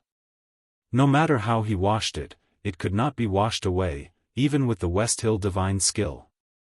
Chenpipi let him take the last heavenly power pill, but it could only temporarily prolong his life, and could not make his injuries better. He was very silent along the way, even when he was feeding medicine, because he was seriously injured and could not speak, and because they had not seen each other for many years. It was a very strange relationship between father and son. After feeding medicine to his father, Chenpipi tucked the corner of the mattress, and then sat in the snow pile beside the carriage. He held a big bowl of hot porridge and began to eat. Although the snow had stopped, the cold wind was still raging. The snow on the trees was blown off by the wind, falling on the cart, and also into his bowl. He looked at the falling snow and suddenly had an idea to speak. "You know that the headmaster is right, so why do you insist on this path?" Hearing that he finally spoke, Chenpipi smiled and said, "Which path am I taking?" Chenpipi knocked on the edge of the bowl with his chopsticks and said, "You are a man of great wisdom, and you should be very clear that humans and Haotian will eventually be irreconcilable. Whether it is the everlasting night or others, the human world will eventually face destruction. Then why do you still stand on Haotian's side? Faith is not a reasonable explanation. For countless years, there were only 8 grand cultivators who had cultivated to Chenpipi's state. At this state, it was naturally difficult to say that there was any devout faith, and this was what Chenpipi did not understand. Chenpipi said, "The choice has nothing to do with faith, only with reason. The headmaster and Kuharan think that humans and Haotian are opposite, but from the perspective of Haotian Taoism, humans and Haotian are mutually dependent." Chenpipi said, "Don't you feel bored in a closed world?" Chenpipi said, "Haotian Taoism thinks that solemnity and stability are eternal beauty, and the Buddhism sect thinks that the cycle and samsara are a kind of cause and effect. There must be an end when there is a beginning, and such a process is a complete process."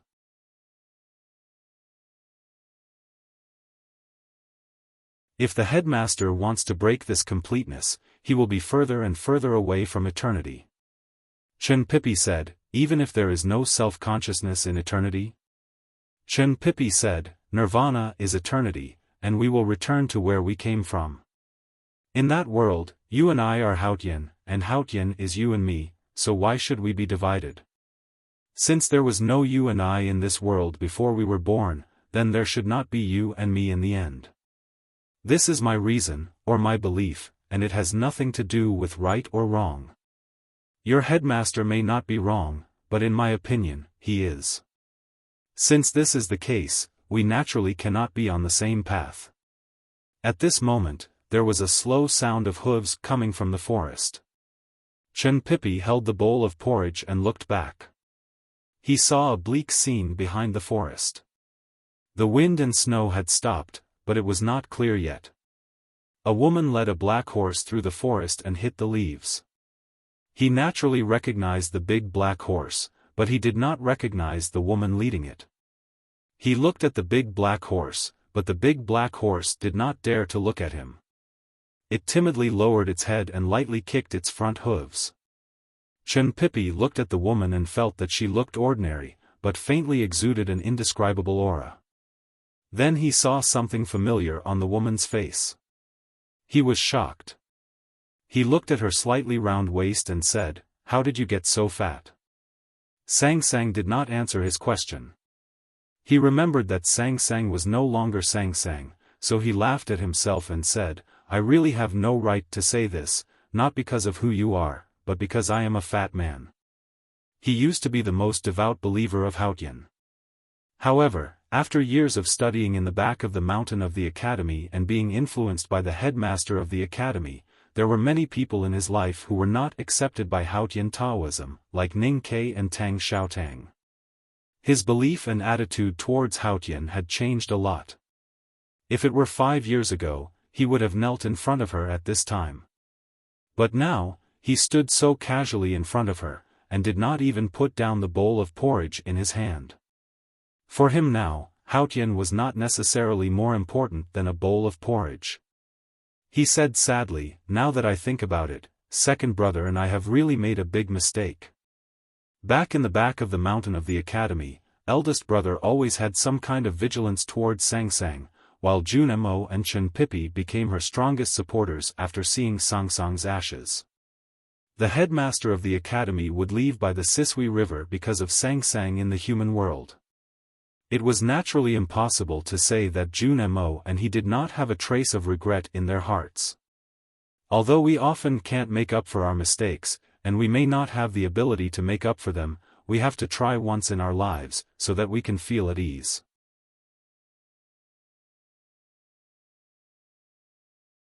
Chen Pipi looked at her and said seriously, with an admirable smile on his slightly chubby face. He put the chopsticks on the porridge bowl and pointed at it from afar. With the natural stream magical finger of the Academy's no-boundary spirit, leaves suddenly fell from the forest, and snow rolled up into a snow line, coming from an unpredictable place and stabbing at her face. There is one more chapter. It will definitely be very late, or it will be written at 6 or 7 in the morning. You can all get up and read it tomorrow. I am working hard on it. To be continued. If you like this work, please come to Chidian.com to vote for it. Your support is my greatest motivation.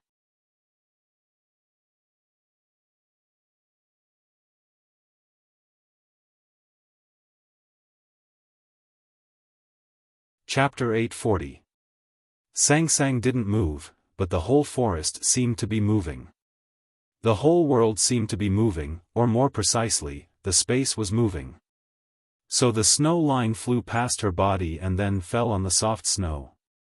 But it seemed to fall on a mirror and was reflected back into Chen Pipi's body. Chen Pipi's face was slightly pale. There was a bloody hole on his shoulder, which was caused by his natural stream finger. He looked at Sang Sang with a touch of bitterness and emotion. This bitterness had nothing to do with the gap in their realms.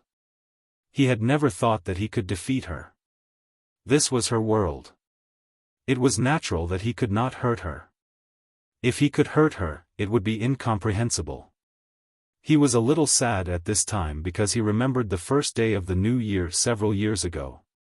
At that time, Sang Sang was still a skinny black girl. She held a thick quilt and stood silently and stubbornly in the Chang and local government, looking so pitiful. At that time, he performed the natural stream magical finger for the first time to protect her. Sang Sang looked at Chen Pipi quietly. Since she came to the human world, Chen Pipi was the first person who dared to attack her. Even the drunkard dared to run away and the butcher could only squat in the corner and cry. Strangely, she didn't punish Chen Pipi for his disrespect to Haotian. Instead, she turned to the direction of Chang'an and said without any emotion, "You refused me there." She looked at Chang'an and said to Chen Mao in the handcart. She was talking about how the Abbey Dean entered Chang'an alone a few days ago and used the state of pureness. Chen Mao didn't explain but smiled strangely. There were many emotions in his smile. There was the joy of seeing the shore, the relief of seeing through everything, and the calmness of looking at the clouds. But there was no awe. This was the first time he saw Haotian. She was so proud and indifferent, without any human emotion. But in his eyes, she was so interesting. He vaguely understood the changes in her. He wanted to praise the headmaster who had left the human world. He knew that no one could see the direction of the world. Not even Haotian. Although the West Hill Divine Kingdom was much warmer than Tang and Yen, it was still spring and the temperature was not too high. The wind blowing in the mountains was still a little chilly. The green trees in the mountains were covered with winter dust, revealing a sense of lifelessness. Looking up, there was not a single wildflower in the mountains. The atmosphere on Peach Mountain was tense and depressing. The war against the Tang Empire was not going well. Even the great divine priest of Revelation and the world wayfarer Yi Su were seriously injured. The coalition army of the Divine Hall could not advance a single step in front of the verdant canyon. The Hierarch Lord did not show up again after returning from Chang'an.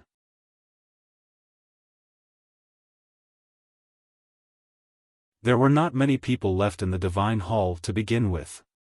Because of these things, they kept quiet out of fear and did not dare to casually walk out of the hall. Perhaps for this reason, when the tall and fat girl in indigo arrived at the foot of Peach Mountain with the big black horse that had been registered by the Divine Hall, no one noticed them. For some reason, Sang came to the West Hill Divine Palace instead of Chang'an. She led the big black horse and walked among the green mountains. She looked calm and natural, as if she was patrolling her own territory. She led the big black horse into the Divine Hall of Revelation. The inside of the Divine Hall was spacious and quiet. The big black horse's 4 hooves stepped on the jade-like floor, making a crisp and pleasant sound. The great divine priest of Revelation lay on the bed in the deepest part of the Divine Hall. The dim light shone from the top of the hall and fell on his face, making his wrinkles appear deeper. He looked so old that he seemed to be dying at any moment. In front of the verdant canyon, he was knocked down by the eldest brother of the academy with a stick. His sacred sedan was burned to ashes, and his old body was about to turn into ashes. As the great divine priest of Revelation who could see the future of Haotian Taoism, he naturally knew how serious his injuries were. After being sent back to the Divine Hall, he did not do anything. He even drove Cheng Lixue and other deacons of the Revelation Department out of the Divine Hall.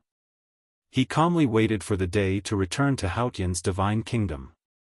This Divine Hall had been dark and quiet for a long time. No one dared to disturb the great divine priest's peace before his death.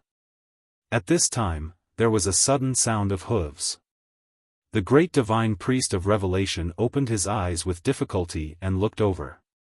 He saw the big black horse and the girl holding the reins. At a glance, he understood many things. His withered eyes glowed again, and his wrinkles became more relaxed. Then he revealed the most sincere and happy smile. Sang walked to the bed and looked at him quietly. She was sure that this human had reached the end of his life. Even she could not let him stay in the human world any longer. She could only let him stay a little longer. The great divine priest of Revelation sensed her thoughts and said humbly and sincerely, "To be able to return to your arms is the biggest wish of my life. Please fulfill it." Sang sat on the bed and reached out to hold the skinny old man in her arms, as if she was holding a baby. There was still no emotion on her face, but she began to emit a calm aura. The great divine priest of Revelation leaned his head weakly on her shoulder and murmured, "You came back a little late." He had met her in the old brush pen shop in Chang'an. 3 years later, he saw the light on the Peach Mountain. Therefore, he made a promise with her in 3 years.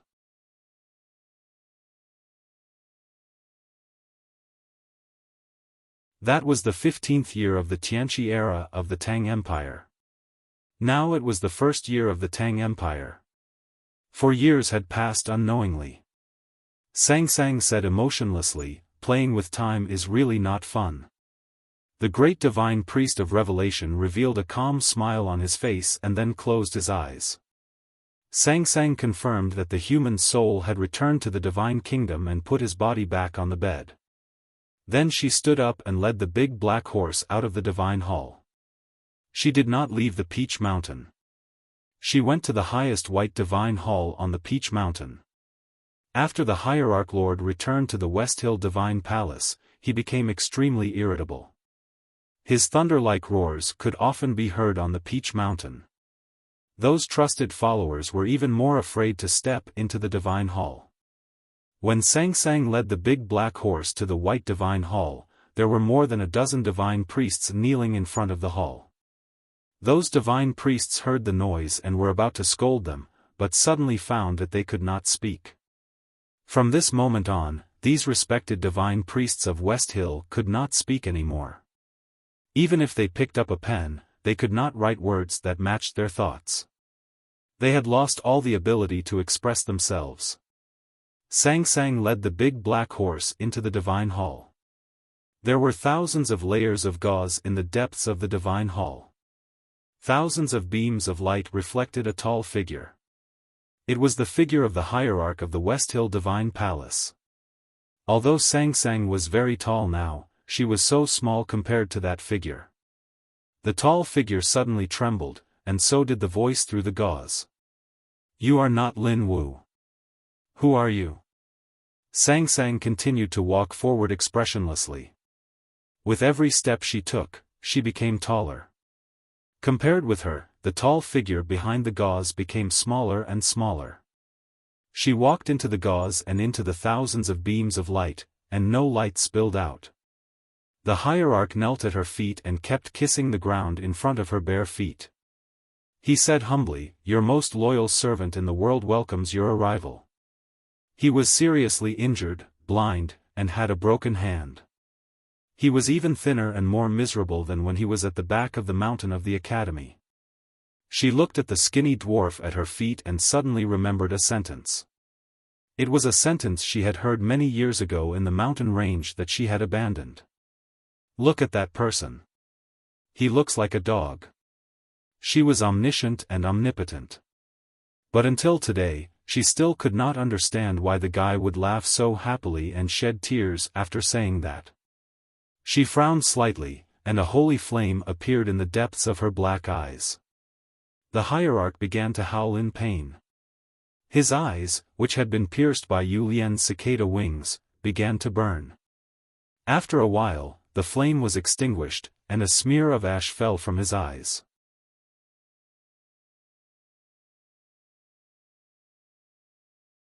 He looked at the clear world in front of him, wept bitterly, and kowtowed repeatedly.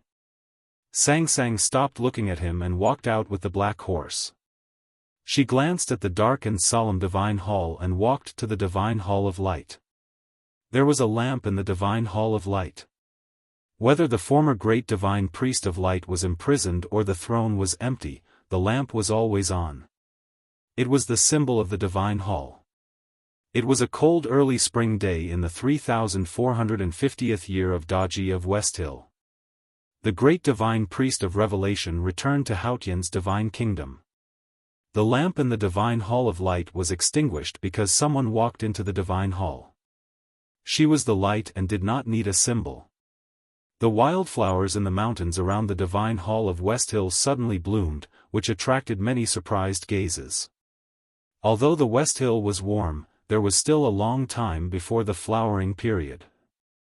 Something even more shocking happened. Decades ago, the headmaster of academy went to the peach mountain and cut off all the peach blossoms. Since then, the peach blossoms never bloomed again. But today, there were countless peach blossoms all over the mountain. This chapter is 200 or 300 words away from 3000. It can be written anyway. But the plot is cut off here. It is meaningless to force it into it. I want to report it to everyone. This part of Sang Sang's plot is my favorite and the one I want to write the most. The 2 chapters of I Love the World refer to her and the big black horse. I like the part where she hugged the great divine priest of revelation and waited for him to die. When I write it, I suddenly think of Fan Xian hugging Chen Pingping. Of course, these are two completely different feelings. I wanted to name this chapter Mother and Son or Master and Servant, but the peach blossoms are more beautiful. Sangsang's chapter is temporarily over. Tomorrow, I will write the story of her man. I will continue to ask for monthly votes. To be continued. If you like this work, please come to Chidian.com to vote for me. Your support is my biggest motivation.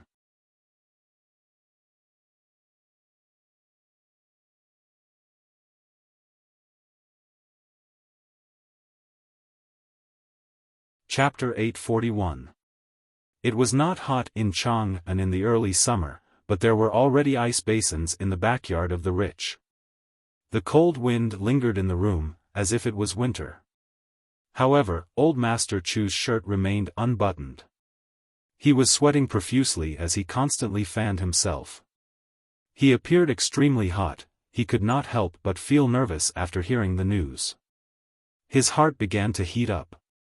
Is it true? Is it true? He stared at Chu Yuxian and asked in a low voice, looking very mysterious. If it's not convenient for you to tell me, just blink your eyes. Chu Yuxian looked at his father and sighed helplessly. He held his forehead and did not know how to answer. Although the news had been spreading in the house for the past 2 days, he could not admit it. Looking at his reaction, Master Chu knew that it was probably true. The wrinkles on his face suddenly smoothed out. He laughed and patted Chu Yuxian's shoulder excitedly, saying, "No wonder it's hard to see you at home these days. I didn't see you in the House of Red Sleeves either. I thought it was impossible for you to turn over a new leaf. It turns out that you have become an official. Not bad, not bad. I was right to spend so much money to send you to the academy." Master Chu was a famous rich man in Chang'an. What he hoped most in his life was that his son could make a name for himself in the officialdom. According to the news, although Chu Yuxian's position was not high, it was very important and could be regarded as the confidant of the imperial court. Now that it was confirmed, he was very happy. He looked at Chu Yuxian and said seriously, "Your performance in the academy is a mess, and your ability to handle affairs is not outstanding. You should know that you can get to this position because of Mr. 13's old friendship. You can't let him down. Be careful with your words, and don't be too complacent." Chu Yuxian finally could not stand it anymore after hearing this. He waved his arms and shouted angrily, "Who is complacent? Who is complacent? I'm a secret guard, and I can't let anyone know about it. You had to spend thousands of taels of silver to hire someone to investigate me. Now you found out. Do you think I can still be a secret guard? Do you have to spend tens of thousands of taels of silver to shut everyone's mouth? I don't understand. It was supposed to be a good thing. Why did you make it so troublesome?" Master Qin was scolded by his son, but he couldn't retort, because he really didn't think things through. His face turned green and red, and he said, "I won't care about you anymore, okay?" Chu Yuxian stood up and was about to leave angrily. Old Master Jin saw that this brat actually didn't appreciate his humility, and he couldn't help but feel a little angry. He shouted, "Don't think that just because you are a trusted aide of the imperial court, I won't dare to beat you up. At a time like this, why go out and have fun?"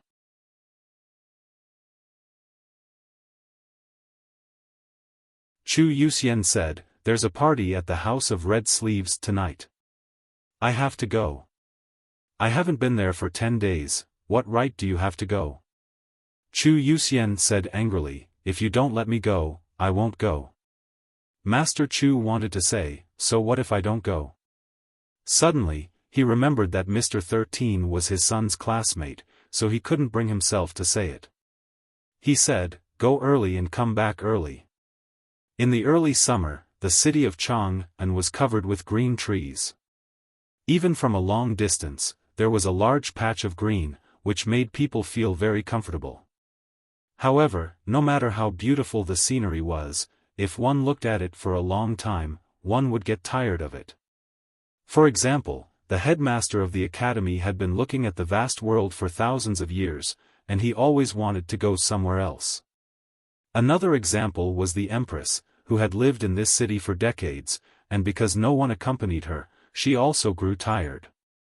Standing on the city wall, Ning Ke looked at the mountains and lakes in the city, and naturally thought of these two people.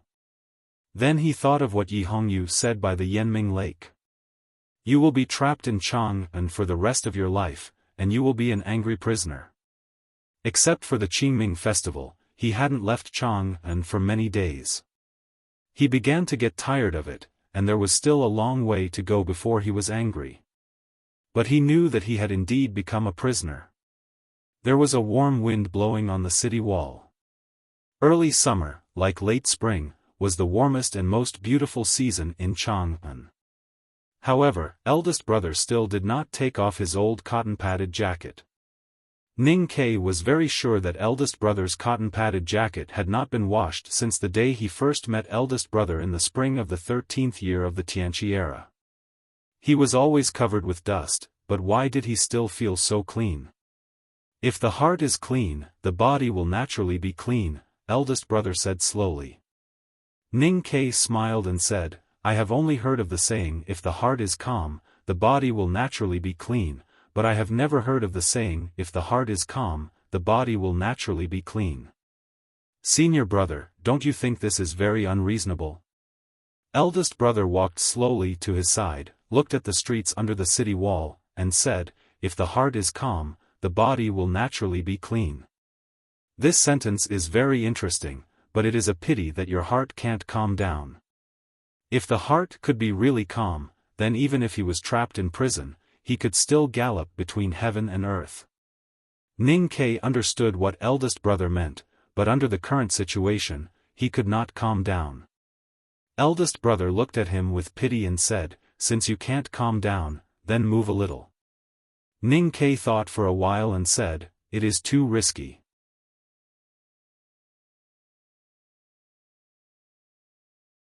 Eldest brother said, the God-stunning array is still here, and I can also leave.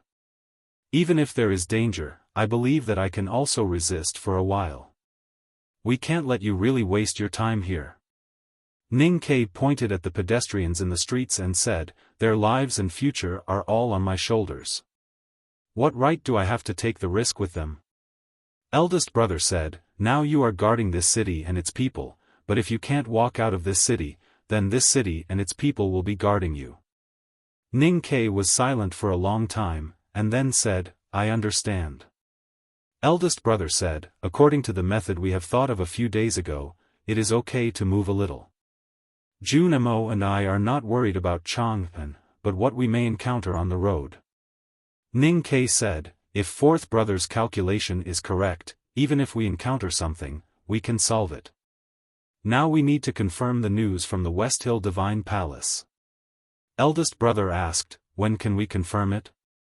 Ning Ke was silent for a while and said, it may never be confirmed. I want to get more information before making a decision. If I really do this, I will still have to trouble you, senior brother. Eldest brother said gently, then you can take a look. I will leave first. Ning Ke asked, senior brother, are you going back to the palace? Eldest brother said, there is something wrong with the Longwei River dike. The officials of the Ministry of Works and the Ministry of Revenue are quarreling in the hall. His Majesty and Li Yu are still waiting for me to go back and make a decision. Ning Ke asked seriously, senior brother, is there anything you can't do? Eldest brother smiled and said, I don't know talisman Taoism, or I would be a prisoner of this city. But if I were to be imprisoned in Chang'an, I think I would not have any objection. After eldest brother returned to the palace, Ning Ke stayed on the city wall for a while. He watched the sun gradually sink to the west, and the sunset glow illuminated the city wall of Chang'an. Then he saw the city wall turn into a sea of flowers. Thousands of Tang soldiers walked into Chang'an city, welcomed by the warm waving of the people and the scattering of flowers. They belonged to the Northern Battlefront Army and suffered the most in this war. And because of the pressure exerted by the Golden Palace, they could not return to Chang'an until early summer to receive their rewards. Ning Ke walked down the city wall and walked to the House of Red Sleeves. Tonight, the House of Red Sleeves was booked to hold the classmates' reunion of the academy in the 13th year of Tianqi era. Ning Ke stood by the window and looked at the young generals downstairs who kept drinking and the new officials in various departments. He saw Chu Zhongtian, who was bearded and no longer looked young. He saw Wang Ying of Linchuan, who was very popular in the Hanlin Academy.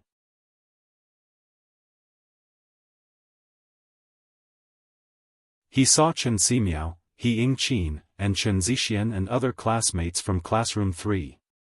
Situilan and Jin Wuxia sat by the table hand in hand and were whispering stories after they parted. Looking at his back, Situilan asked, "You really don't want to go down?" Ning Ke shook his head, walked to the table and sat down. It was indeed inconvenient for him to go downstairs because of his current status, and there was no need to deliberately make those gestures. In this single room, there were only him, Chu Yuxian, and the two familiar girls. After the mourning period, Jin Wuxia married a young official of the Ministry of Works. Looking at her gentle expression, she should be very happy after marriage. But it was unknown whether she sometimes thought of a man named Xie Chengyun. Situilan had been in the army all these years. Since last year, she had been fighting against the cavalry of the Golden Tribe Royal Court at the front line of the northern borderline. Today, she had just returned to Chang'an. The most important reason for holding this reunion was to wait for her return. Chu Yuxian drank a few cups of wine with her. Seeing that Situilan seemed to want to talk to Ning Ke alone, he winked at Jin Wuxia and they went downstairs. Situilan looked into Ning Ke's eyes and said, "It said that it was the prince's idea to cede the Xiangwan plain. If he dies, so does the empress. Even the soldiers in the northern battlefront army can't be angry. But I know that it must be approved by the academy." She had changed into casual clothes. Although she was a little tanned after being exposed to the wind and sun in the northern borderline, she was still beautiful. But the cloth wrapped around her head looked a little weird. Ning Ke looked at her and said, "I know what you want to ask." Yes, ceding the Xiangwan plain to the Golden Palace and Dongshan Commandery to the Yan Kingdom was approved by the academy, or more precisely, by me. Situilan asked, "Why? If ceding Dongshan Commandery was just a temporary show of weakness, why cede the Xiangwan plain? You should know how important that pasture is to the Tang Empire." Ning Ke said, "You can probably guess that something happened and the academy had to retreat temporarily." Situilan said, "The cavalry of the Golden Palace is really strong. Many of us died there. I feel a little uneasy when I think they may become stronger." Ning Ke said, "I will kill them all. Don't worry." Situilan trusted him. Although she knew that no cultivator could destroy the entire Golden Palace, she was not worried anymore because it was the academy's promise. She noticed that Ning Ke kept staring at a certain part of her body. She asked with a smile, "Are you curious?" Ning Ke nodded. She pulled off the cloth. It turned out that the waterfall-like hair of the past had already become short and messy. Note, the part about Chu Yuxian was inspired by a student's comment in the book review section.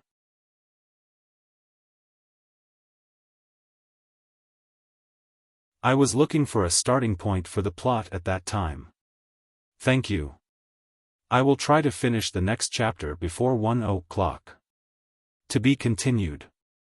If you like this work, please come to Chidian.com to vote for me. Your support is my biggest motivation. You're tuning into the Xiaofan's Wuxia Tales YouTube channel. Don't forget to subscribe and join us on this journey to catch the most captivating stories.